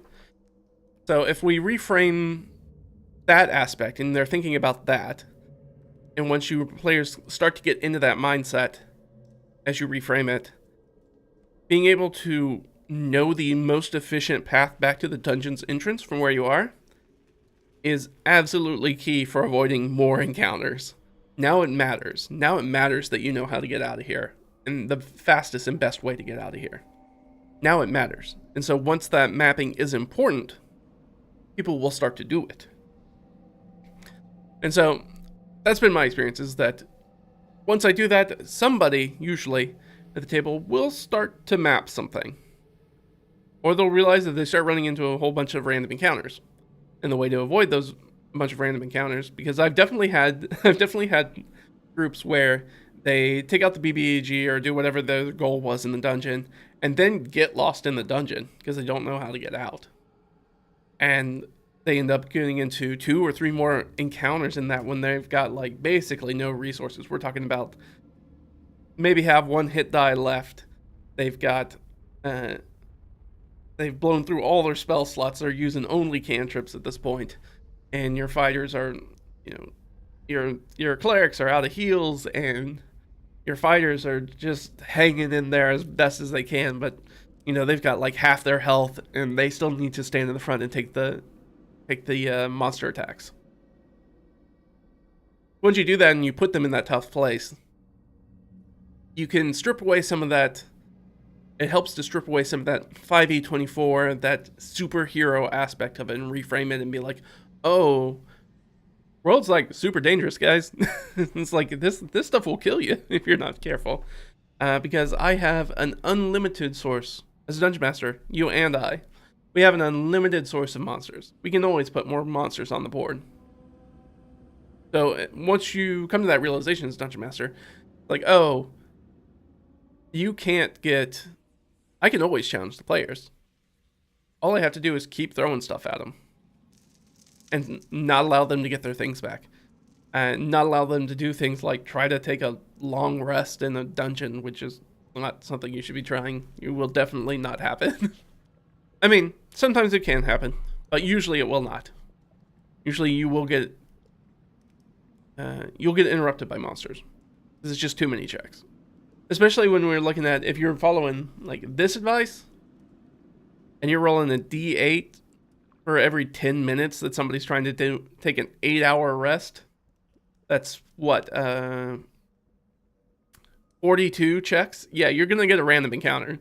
You're going to roll a 1 on that D8. It's not going to happen. And if you interrupt them, they got to start the long rest over again. So it's real easy to put the screws. You can use the system to put the screws on your players very, very easily. But by doing that, by doing the things like this, we make mapping important to the game. Mapping and navigation of the dungeon is now actually important to the game. So you want somebody who's going to be doing it. In this, I think our next thing we'll be talking about hidden aspects. I'm going to take a short break. I'm going to refill up on my coffee and stuff. And we're going to come back and we're going to talk about hidden aspects. Stuff that we want to...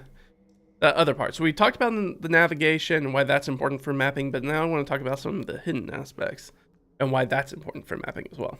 So I'm going to take a quick break, fill back up on my drinks. We'll be back in just a second, and we'll finish out the rest of this.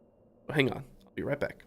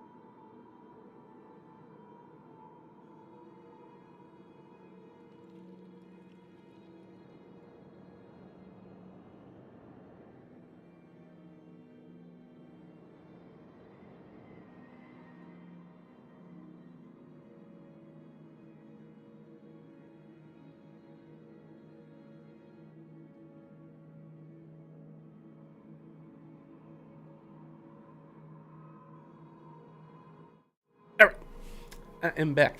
Let's hop back into it. So we're talking about hidden aspects. So the hidden aspects are important for mapping in that it allows you to create physical hidden spaces that the players can only identify through mapping out that. Very much like, and you see this in a lot of OSR stuff, the interior wall of this room doesn't spatially match up with the exterior of the room or the building, and which leads you to be like, oh, well, now there's some space that's not accounted for. So there's probably a hidden entrance to a room or a passage somewhere along this wall. And that is kind of the OSR style of play. Kind of its focus. A lot of OSR stuff is kind of noodly like that sometimes. But I think that's great for a very specific type of player who has really good spatial reasoning and is mapping out dungeons by every single square. In my experience, that's a very small number of players. There are very few players that are going to do that or get that enjoyment out of it that want to do that. And personally, I'd rather that every group that I run for have a chance to discover those secrets, because in the OSR way, you wouldn't catch those secrets. You would never catch them unless somebody is mapping them, because there's otherwise, especially in OSR where you don't have like a skill check, like a perception check or an investigation check or something like that. You have to literally describe everything you're doing. So I want there to be a chance that the group's going to come across it, but I also want there to be a chance that they don't. And so for hidden aspects in mapping, what I'll say is that I think all dungeon masters have this same issue, which is where the party stumbles across a secret door or a hidden trap in an adventure, specifically a dungeon, and then you watch that the progress of the game slows to like a snail's pace. It's a crawl after that.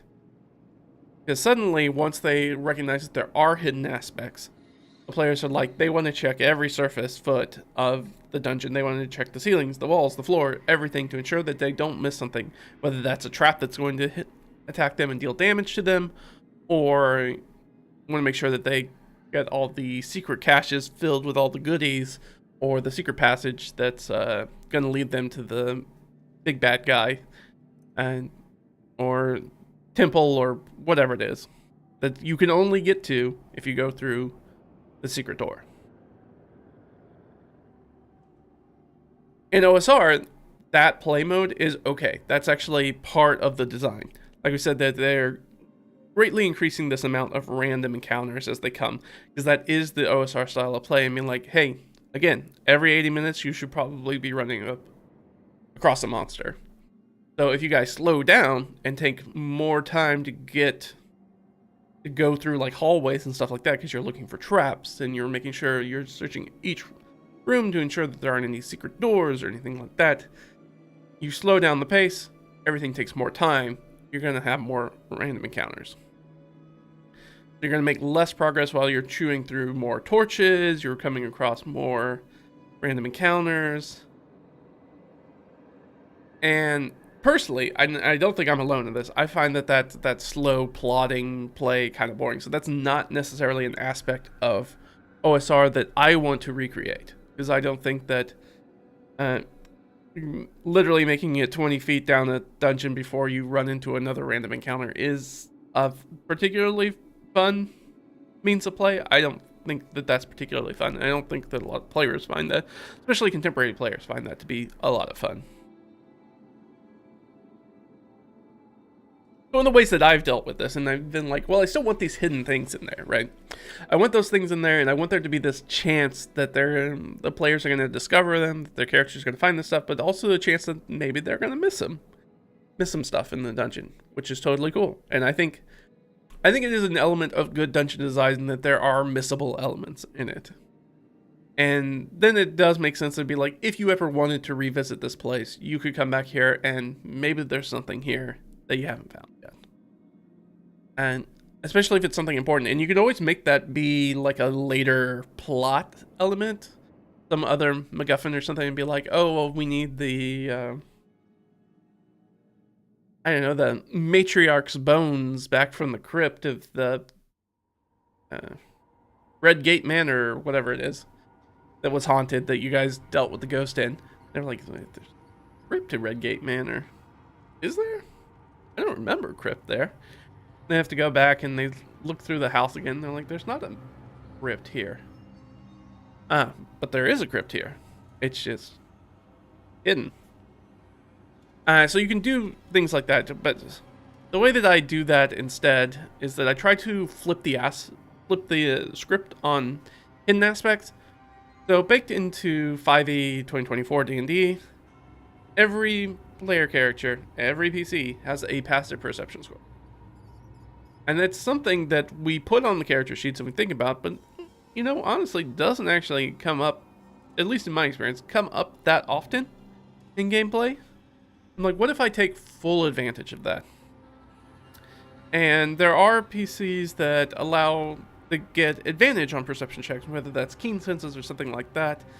And we do know this, is that all you do for that is that you add +5 to the passive perception, if they would have advantage on the check for whatever reason.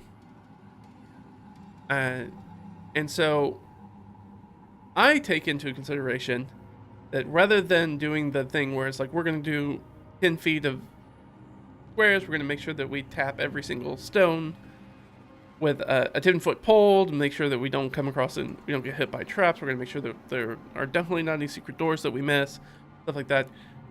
Instead of having to do that, I like to just assume that you're doing that.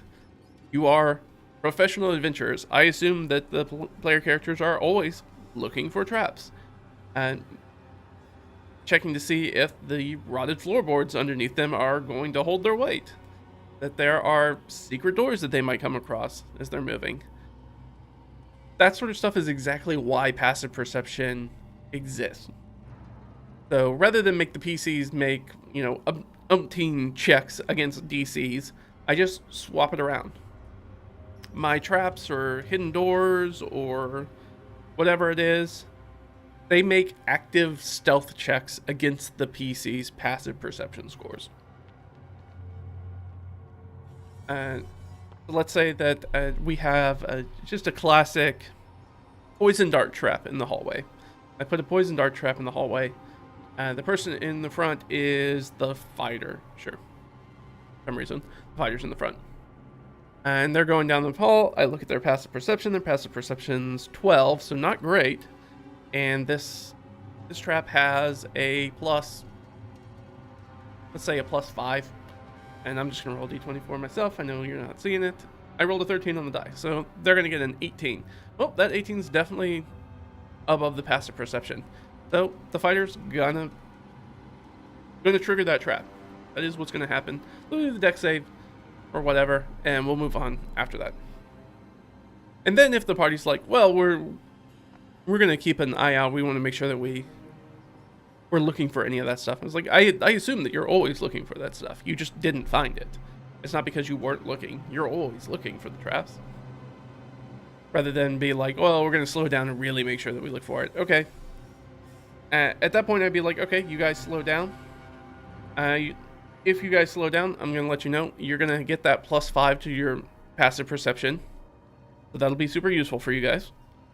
And whoever's in the front is still the person who's going to trigger the trap. So if you want somebody with a higher perception in front, that would make sense.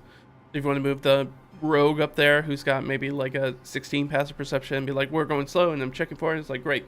You have a 21 passive perception. So unlikely that you're going to run into as many traps. You're going to be able to identify the traps before you probably set them off.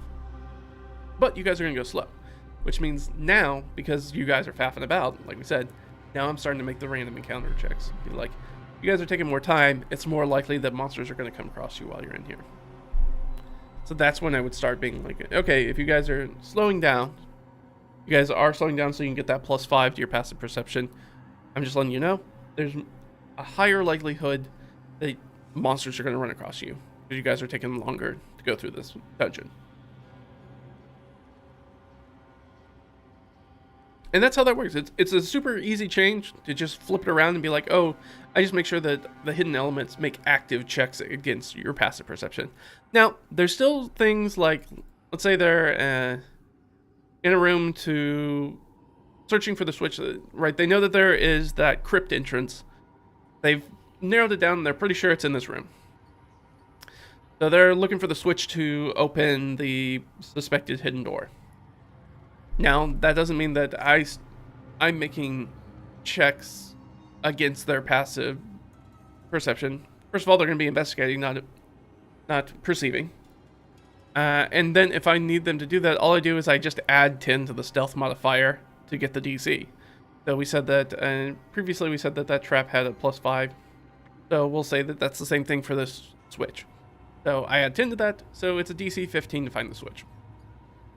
This is where you have to be a little bit careful and be like, what happens if they don't find the switch? Anytime that you're gating access to something behind, whether it's a key or a ability check roll or something like that, you always have to consider what happens if they don't find it. Does the adventure stop if they can't find it? In that instance, I'd be like, oh, if they failed it, they really buffed it, and they failed, I would just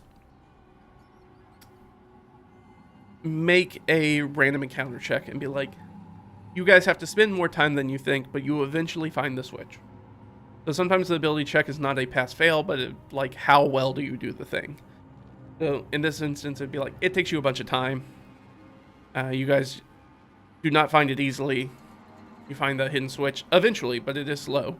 And in doing so, I am going to roll a random encounter to see if something happens to you. If some monsters catch up to you while you do that. So, super easy, mustn't fuss.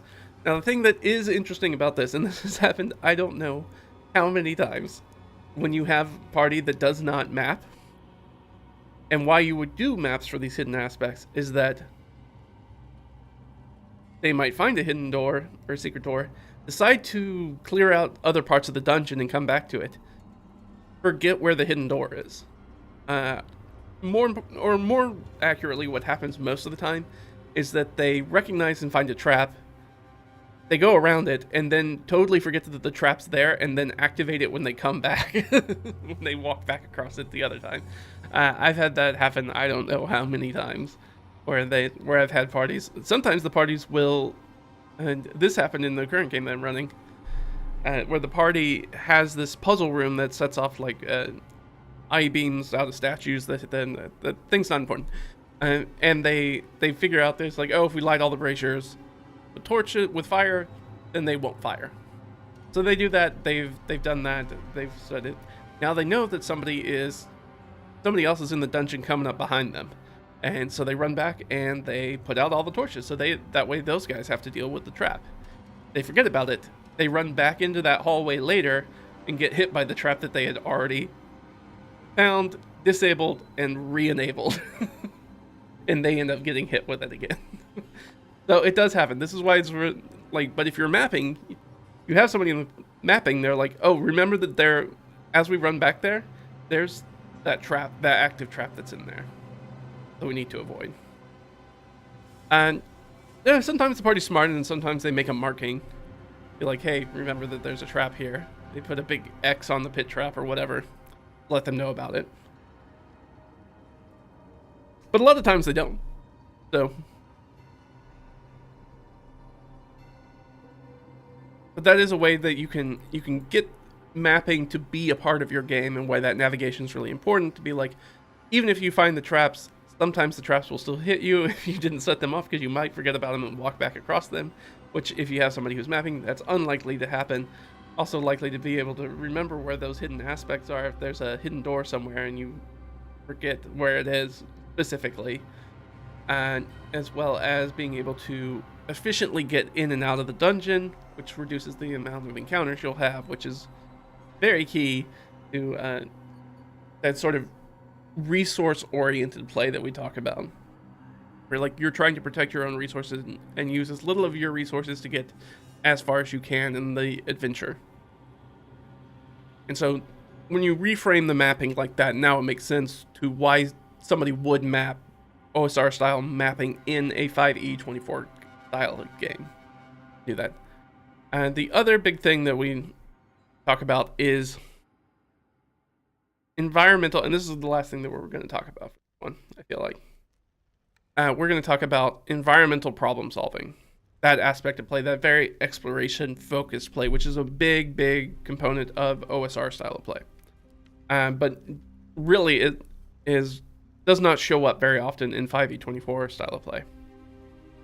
And that is the environmental problem solving. Like I said, my focus on exploration is probably one of the things that makes me stand out as a dungeon master. I feel like, and a 5e 2024 D&D style dungeon master, because I love my HOTS, my hazards, obstacles, tricks, and traps. I love having obstacles the party would need to use their own player cunning and some combination of PC abilities or gear or spells to overcome through some ingenuity, where they have to think about a problem, feel like, how do we overcome this situation? Now, that said, I'm also on record as being not a huge fan of puzzles. Mainly as puzzles, and to a lesser degree riddles and things like that, don't generally require clever play to overcome. They seem like they should. They're always pitched as they do, right? The puzzles or riddles require some clever play to overcome. But as I've said before, one of the reasons I don't like these is because generally it only goes one of two ways. Either somebody in the group is already familiar with the puzzle or riddle, and they just immediately answer it, and so it's not an obstacle for them. Or they don't know it, nobody in the group knows it, and they stand around scratching their heads until people start to get frustrated, and you as the DM just kind of feed them the answer through some skill check clues, and then they brute force their way through it.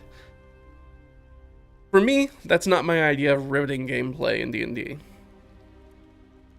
I don't find that to be fun, and I don't think that a lot of players find it to be fun.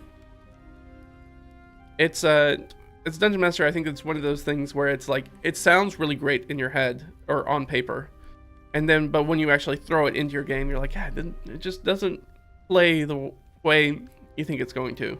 It's never, they slowly figure out what the puzzle is or whatever, and then they come to the answer on their own. That's usually not how it goes. It's usually either somebody knows it or nobody knows it, or they just brute force it. Two ways, because they get frustrated. So I instead kind of focus more on the old create obstacles, not problems point that I know I rail on a ton as an aspect of good dungeon mastering. And this idea that, instead of thinking of a puzzle or a riddle or something, that just, like I said, try throwing a chasm into the game. Just a hole in the ground that the group can't jump across. How are they going to get across it?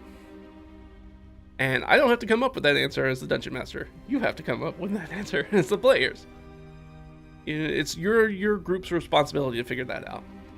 Maybe it's a misty step with some ropes, or turning into a giant spider with a wild shape, or literally climbing down and back up the other side of the hole. The point is, like, they have to create the answer, not guess what the answer is.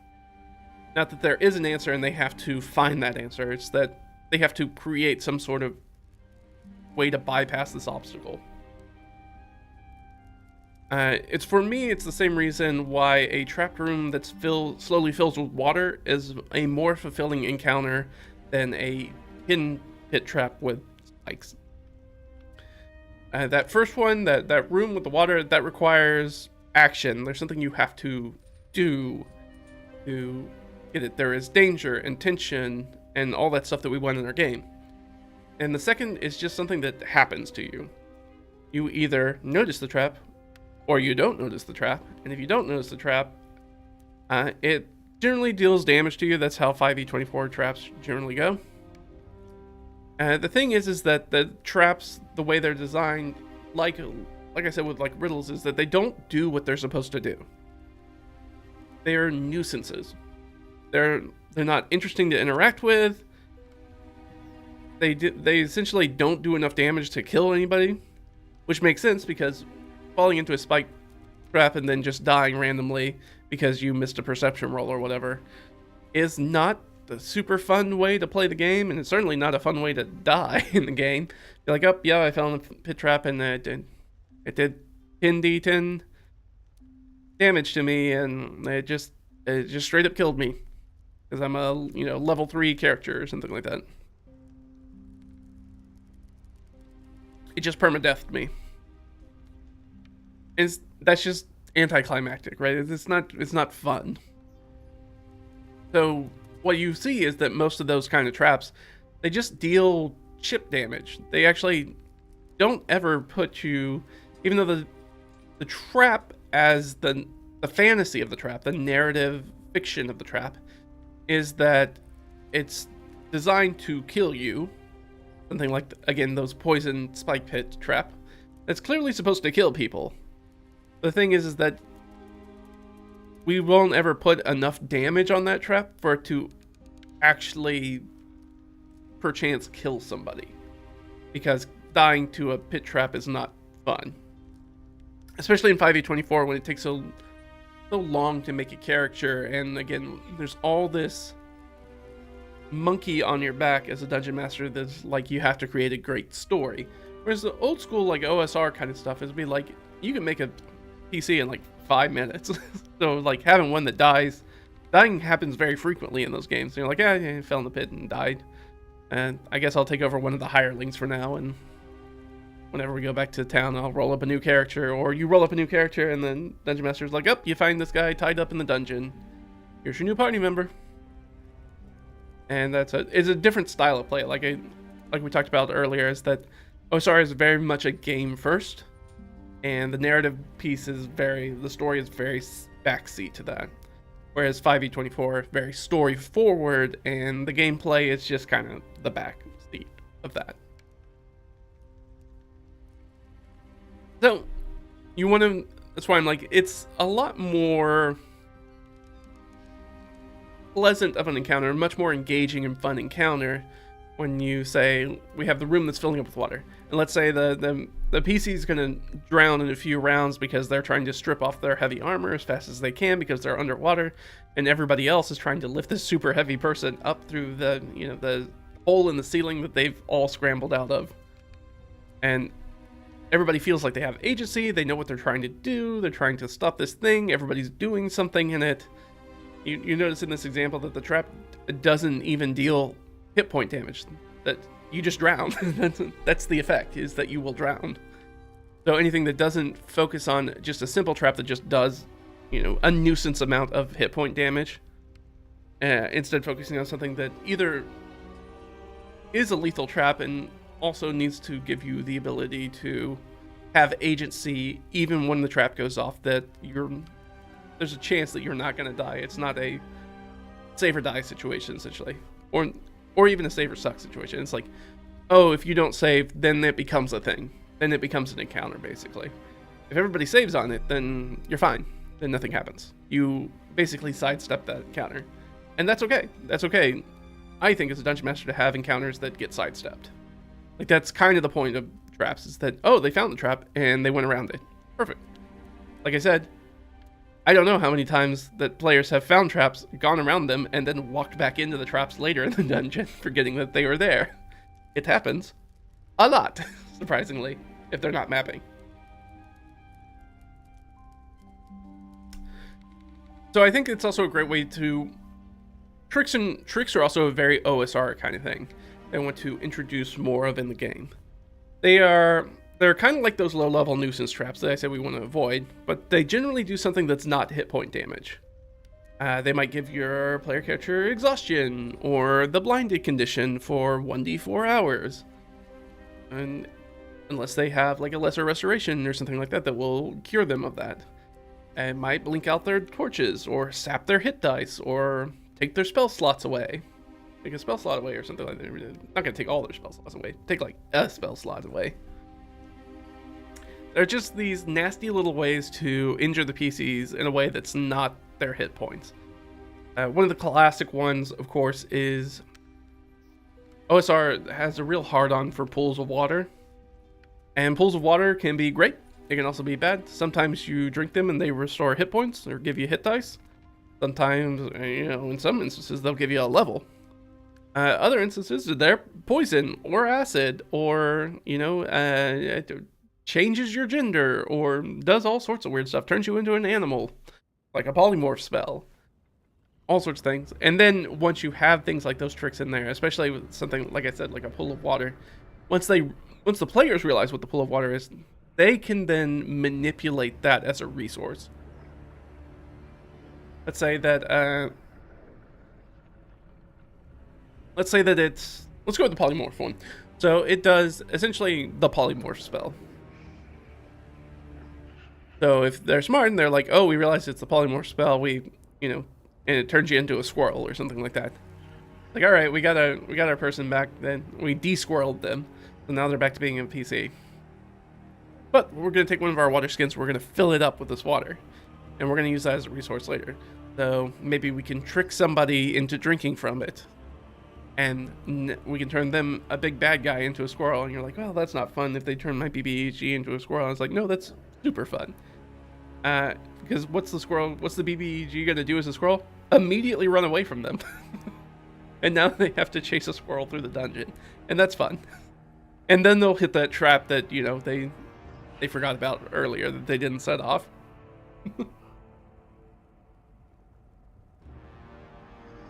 So it's even better when you can take that and you can do your like Reese's thing. You can take your peanut butter and chocolate marriage of monsters and that hazards, obstacles, tricks, and traps synergy and put them together. Like, for example, let them create situations in which you can create synergy with them. And when you create that synergy, that's when the easiest way when people talk about like, oh, I can't challenge my party, is they're probably not doing this. They're probably not adding a lot of synergy into stuff. So let's say that they're in a dungeon and let's say that they're fighting Grimlocks. I like to use Grimlocks because they're a fun monster that doesn't get a lot of love. And they're low level. So if you're not familiar with Grimlocks have blind sight. Just think about them, like the elf creatures from the Elder Scrolls, the ones that are blind in the underground area. The Falmer? Yeah. Grimlocks are like Orc Falmer, kind of. So yeah, they can't see and they have blind sight. So if we put them in a room, say in a dungeon with a room that's got like steam spouts, say it has steam spouts, and those things douse torches, there's a chance that they go off and they probably do a little bit of hit point damage to you if you get caught in one of the steam bursts. But that huge exhalation of wet air has this chance to douse torches and other light sources in the room. And Grimlocks have the ability to already have advantage when they're hiding in a natural rocky area like that. And on top of that, if you can turn the lights out effectively on the player characters a lot, those guys become really, really dangerous because they don't need the light to see. They can see just fine with their blind sight. And they can hear the player characters moving around. And now you've created what is kind of a horror encounter where they can't keep their torches lit and these things are hunting them in the dark and they're getting blasted with steam and getting hit point damage as these blind creatures come out of the darkness and attack them with axes. Very, very simple way to marriage those two things together. Right, we had a monster that had a very specific set of traits, and we put a hazard in that room that also meshes very well with that. And then things get really difficult for parties. Not being able to see is real bad in D&D. And not being able to see is really, really bad. Being blinded gives your attackers advantage, which they were already going to have, and you disadvantage to attack them, which is good because Grimlock's AC is pretty low. I think it might be like 12 because I think they just wear like rags, so they don't have any armor on. Let's do another example. Let's say, I mean, we talked about this earlier. The alarm trap. But the PC set off the alarm trap. Maybe the next 1d4 random encounter checks are done at disadvantage to reinforce that the monsters are like actively looking for the party. Be like, oh, you guys set off this alarm, and you can hear like echoing down the hallways stuff that there are creatures that are actively moving around now that where previously you weren't hearing anything. Basically, essentially what we want to do is we want to get away from those gotcha style traps, those poison darts, your pitfalls that deal this inconsequential amount of damage, and they aren't particularly interesting. And sure, you fall in the pit trap, and somebody helps you get out of the trap. Okay, great. Pit traps are really only super effective if you're the only adventurer, and you can't climb your way out of the pit trap. But generally, there's always going to be somebody with a rope who can help you out and get you out of there. So they're just not very interesting. Is the thing. So we want to make that exploration style of gameplay that has more meat on the bones. We want it to be something you can really kind of sink your teeth into, and now rather than just a trap, it's a problem that you're trying to solve. And even though I said we're making obstacles, not problems. You got me. I said the thing. I said problem. What I meant was an obstacle. And we're creating obstacles which there are something that the players can actually interact with. And that's not to say that like you can't have a pit trap in your dungeon. You can always have a pit trap or poison dart trap or whatever. It's just that those aren't encounters. That's just a thing that happens. So you want, when we think about traps, what we really want is, like I said, the room filling with water, the room where the walls are crushing in, the trash compactor Sarlacc thing, and from Star Wars, where it's like, oh, now this becomes a thing that you deal with, and it's an encounter, and the turns are important because the walls are closing in, etc. So we want to get away from some of those just like hit it and quit it, don't think about it again things, and be a little bit more thoughtful about things that are going to pay back some big dividends at the table. And risk-reward loops. Alright, so we talked a little bit about the almost Diablo-esque gameplay loop of OSR, that you're going to kill monsters to get better gear and levels, to kill tougher monsters to get better gear and levels, and you just kind of repeat that ad nauseum. That's very much the OSR style of low-level play. That changes once you get into higher levels, but low-level play is very much you run into the dungeon, you do some things, you get your loot out of it, you train and get your level, you get your XP, you go back in so you can go deeper into the dungeon, and you do that again and again and again, and that is basically the game. That is the game of D&D as it's originally conceived, is that you make a dungeon, the dungeon master makes a dungeon, they are the master of the dungeon, thus the name, and you create parties and they wander down in there and they try to get all the loot they can and survive and make their way out, so that way they can do it all over again. But like I said, and contemporary D&D presents their PCs as superheroes, which is very the antithesis of OSR's like busted, survived by the skin of our teeth tomb robbers loaded down with our stolen lucre because we're tired of being peasants and we don't want to be peasants anymore. You see that very much with like Dungeon Crawl classes is very, very much takes that on, where you do things like the funnel adventure, where all your players create, what is it, like 10 zero level characters that are basically villagers, and these are people who are trying to go in and get their loot as quickly as they can, and it's a funnel because you kill off a bunch of characters in there. Until whoever's left becomes your actual player character, your first level character, as they level up into being a formal adventurer. But that very much evokes that OSR kind of style, where it's just like the player characters are just kind of people. But 5e24, not just people. You can look at a CR0 commoner stat block and look at a even something like a fighter stat block, a fighter's class, and everything they get at first level, and you're like, these are not the same. These are very different creatures.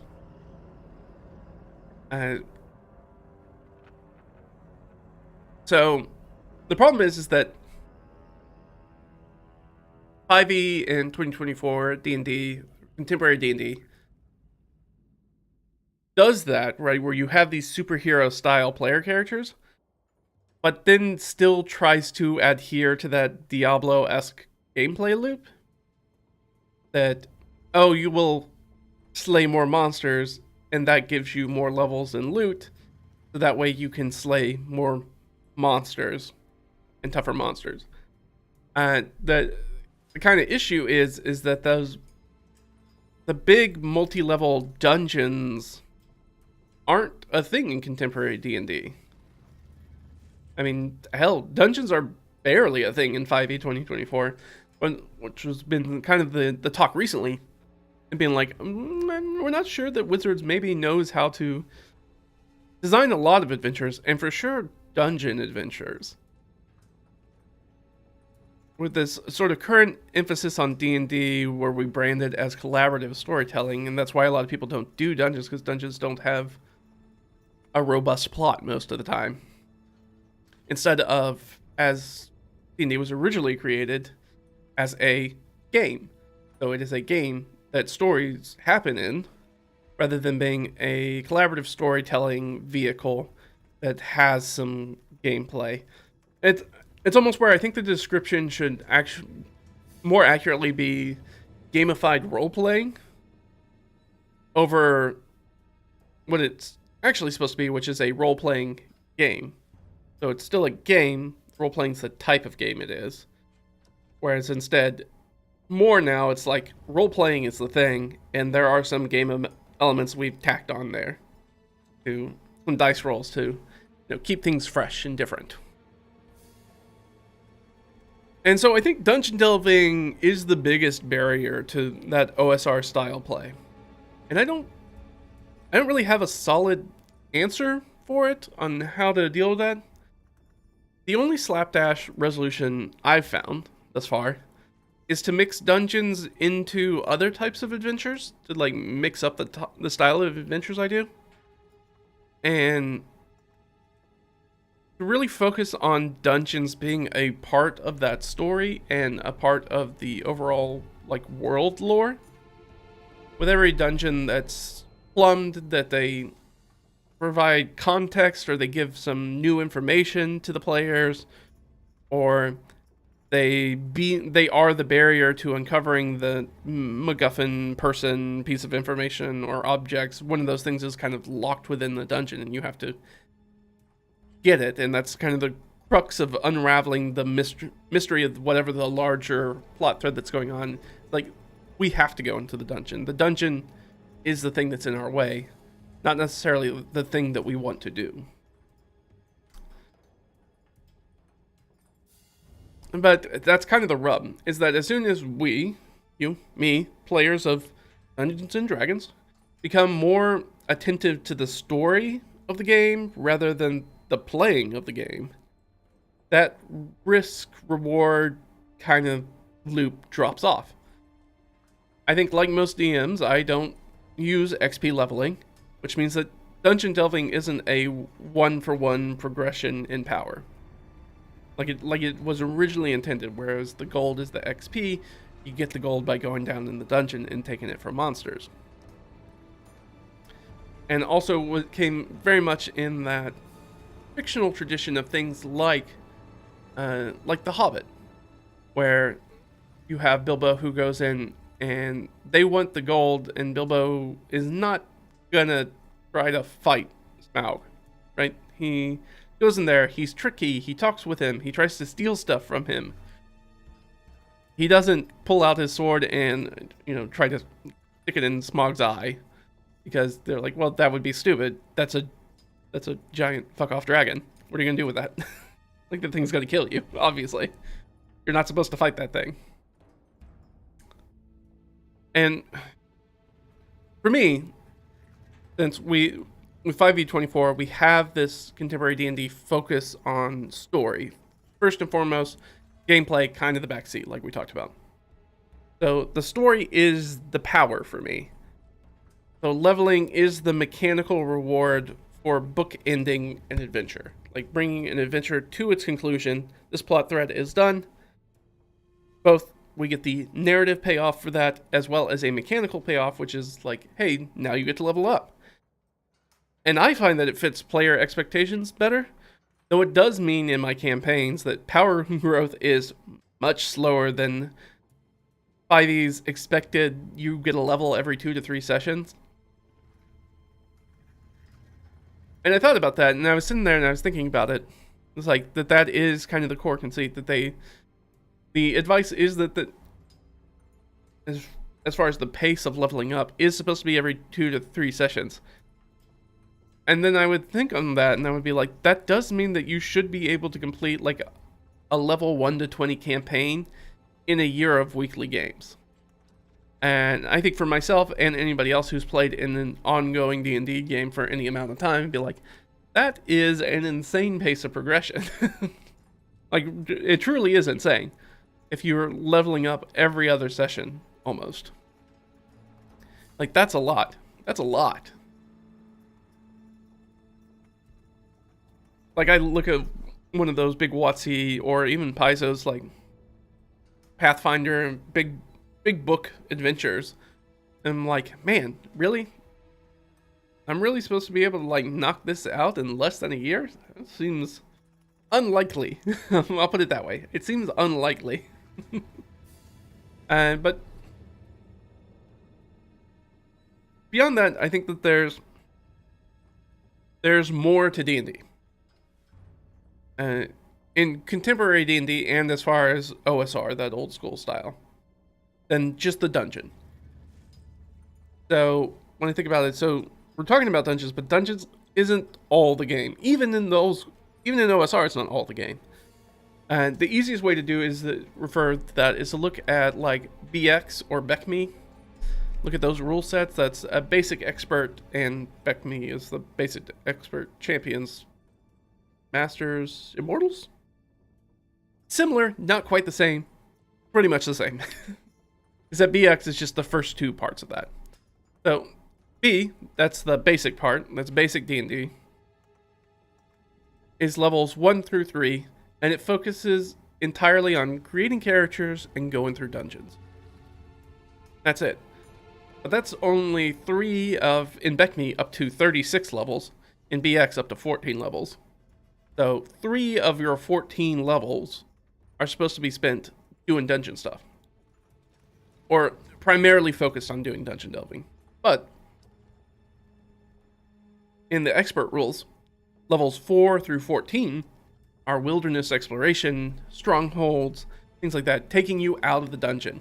And that's very consistent with D&D's progression, how it's grown and morphed and changed as a game.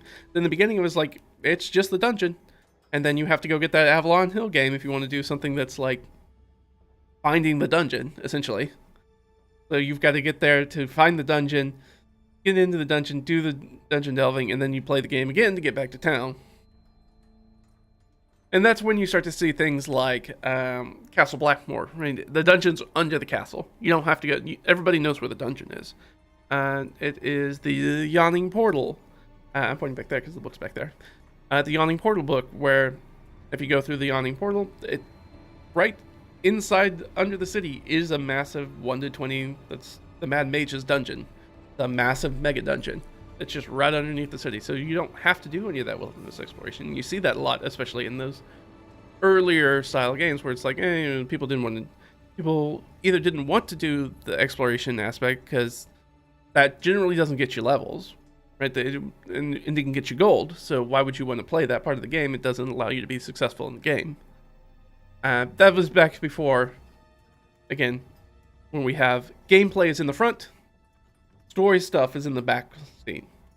But now we've got that flipped, right? So now going through strongholds and doing wilderness exploration and that travel things, there's a lot more feel for it, and we see that grows as D&D develops. as a game. So now you have those first 3 levels. It's like, all right, you're in the dungeon, you started the dungeon, you go through the dungeon, you go back to whatever the nearby town is. It's probably like an hour away or something like that, to offload all your gold and get your training and levels up and new hirelings and go back in. And that's just those first 3 levels. And then the rules expand and we start to look at the wilderness exploration and strongholds. And so that is a very much a strong part of the game, but that doesn't mean that we shouldn't use dungeons at all. Dungeons are still like the primary aspect, the first and foremost part of the game. And I want those to be, I like that part of D&D and I want to use it more. So this is why I'm trying to take these OSR-Lite elements and fold them back in, so I don't have to do, keep a dungeon running sheet to just play the game, but still have it, have the process of doing the dungeon feel tense and important, and like meaningful choices are made, and that there is this limited resources that we need to take care of, and we need to make sure that we have enough torches in our light situation, and are we going to have enough spell slots, and when do we leave the dungeon, those sorts of things. And I'll address some of the wilderness exploration, the stronghold stuff in the future. Like I said, this was going to be such a massive topic, I had to chunk it down, so we're just focusing on the dungeons today. But in the future, we're going to look at some combat stuff, some social and RP stuff, and how those are different, have so much different from the OSR, and what we can take from those OSR things and fold it into contemporary D&D in a nice, easy way, like we do with the resource die and things like that, to make it hex crawling and downtime, and how can we make those things, because a lot of these things, especially like the hex crawling and downtime, they kind of get lip service from contemporary D&D, from WotC, but doesn't really give us a good idea of how to do it in most circumstances. So if that sounds good to you, make sure that you subscribe to the channel, and then you'll be notified whenever we have that discussion when it's coming up. If you like this content, go ahead and hit a little like, that's very helpful for me, and leave some comments below on your thoughts on the OSR style of gameplay, tidbits you pulled from OSR into your 5e D&D 2024 games, things that maybe you want to get rid of in contemporary D&D, or maybe why you've switched from D&D fully onto OSR, whether that's OSE or Black Hack or whatever, Five Torches Deep, Shadow Dark, etc. There's so many clones out there, and so many different riffs on the same thing that OSR is always going to be a niche thing. We know that. It's never going to be more popular than D&D is, or the contemporary style of D&D. But there's a lot of great stuff in there. It's just really hard to get players, the people who have only ever maybe played 5e or 2024, to get into OSR, because it is very, very different. Like I said, I think the biggest shift is that storytelling versus gameplay aspect of what we focus on. I think that's probably the biggest thing that's hard for people to grok. That the story is an outflow of the gameplay, rather than the gameplay being informed by the story that we're trying to tell, in this collaborative storytelling thing that D&D is now. But that's it. That's everything that I want to talk about today. Hopefully that was super helpful for you guys, and you got some of those things, whether that's the resource die, or a new way to think about how to do those hot encounters, those traps and hazards and obstacles and things like that. That was all super useful to you, and you can find a way to start working that stuff into your games. Maybe it's the active hiding of traps and stuff like that. Then that's really fun. Really changes the way that you run the game. Really focusing on that resource pressure, and being aware of the time things that take in the dungeon, or maybe just doing wandering monsters, because random encounters is a thing. And I think you see that here, when, especially if you use something like this, where it's like every time that you're doing anything in a dungeon, there's a chance that there's going to be a wandering monster, and it just feels like it makes the pace really, really slow. And I think, and the random encounters generally are just random. They're not really any reason to be there except to be there. And I'm hopefully reframing the random encounters, like the way that I use them, the way I use Wandering Monster, as pressure to be like, you need to keep progressing in the dungeon. And when you're not progressing in the dungeon, that's when the random encounters happen. I think is a different take on it, and I think is a lot more... First of all, the game's going to be a lot faster than if you were doing random encounter rolls all the time. But also makes it feel like the random encounters serve a purpose, because they become this pressure on top of you. Okay. But yeah, that's it. Leave me your comments down below. We'll probably do this next week. Usually do it every Saturday, so if you like that, do that. We also have the a Twitch stream where usually I play, and I've been trying to do more like video game kind of stuff over there, so you can check that out if you want. Or we've got the VODs here on YouTube if you want to check out the other channel. But that's it. Hopefully you guys had fun, learned something. We'll do this again real soon. And that's going to be it for me. So, without further ado, bye-bye.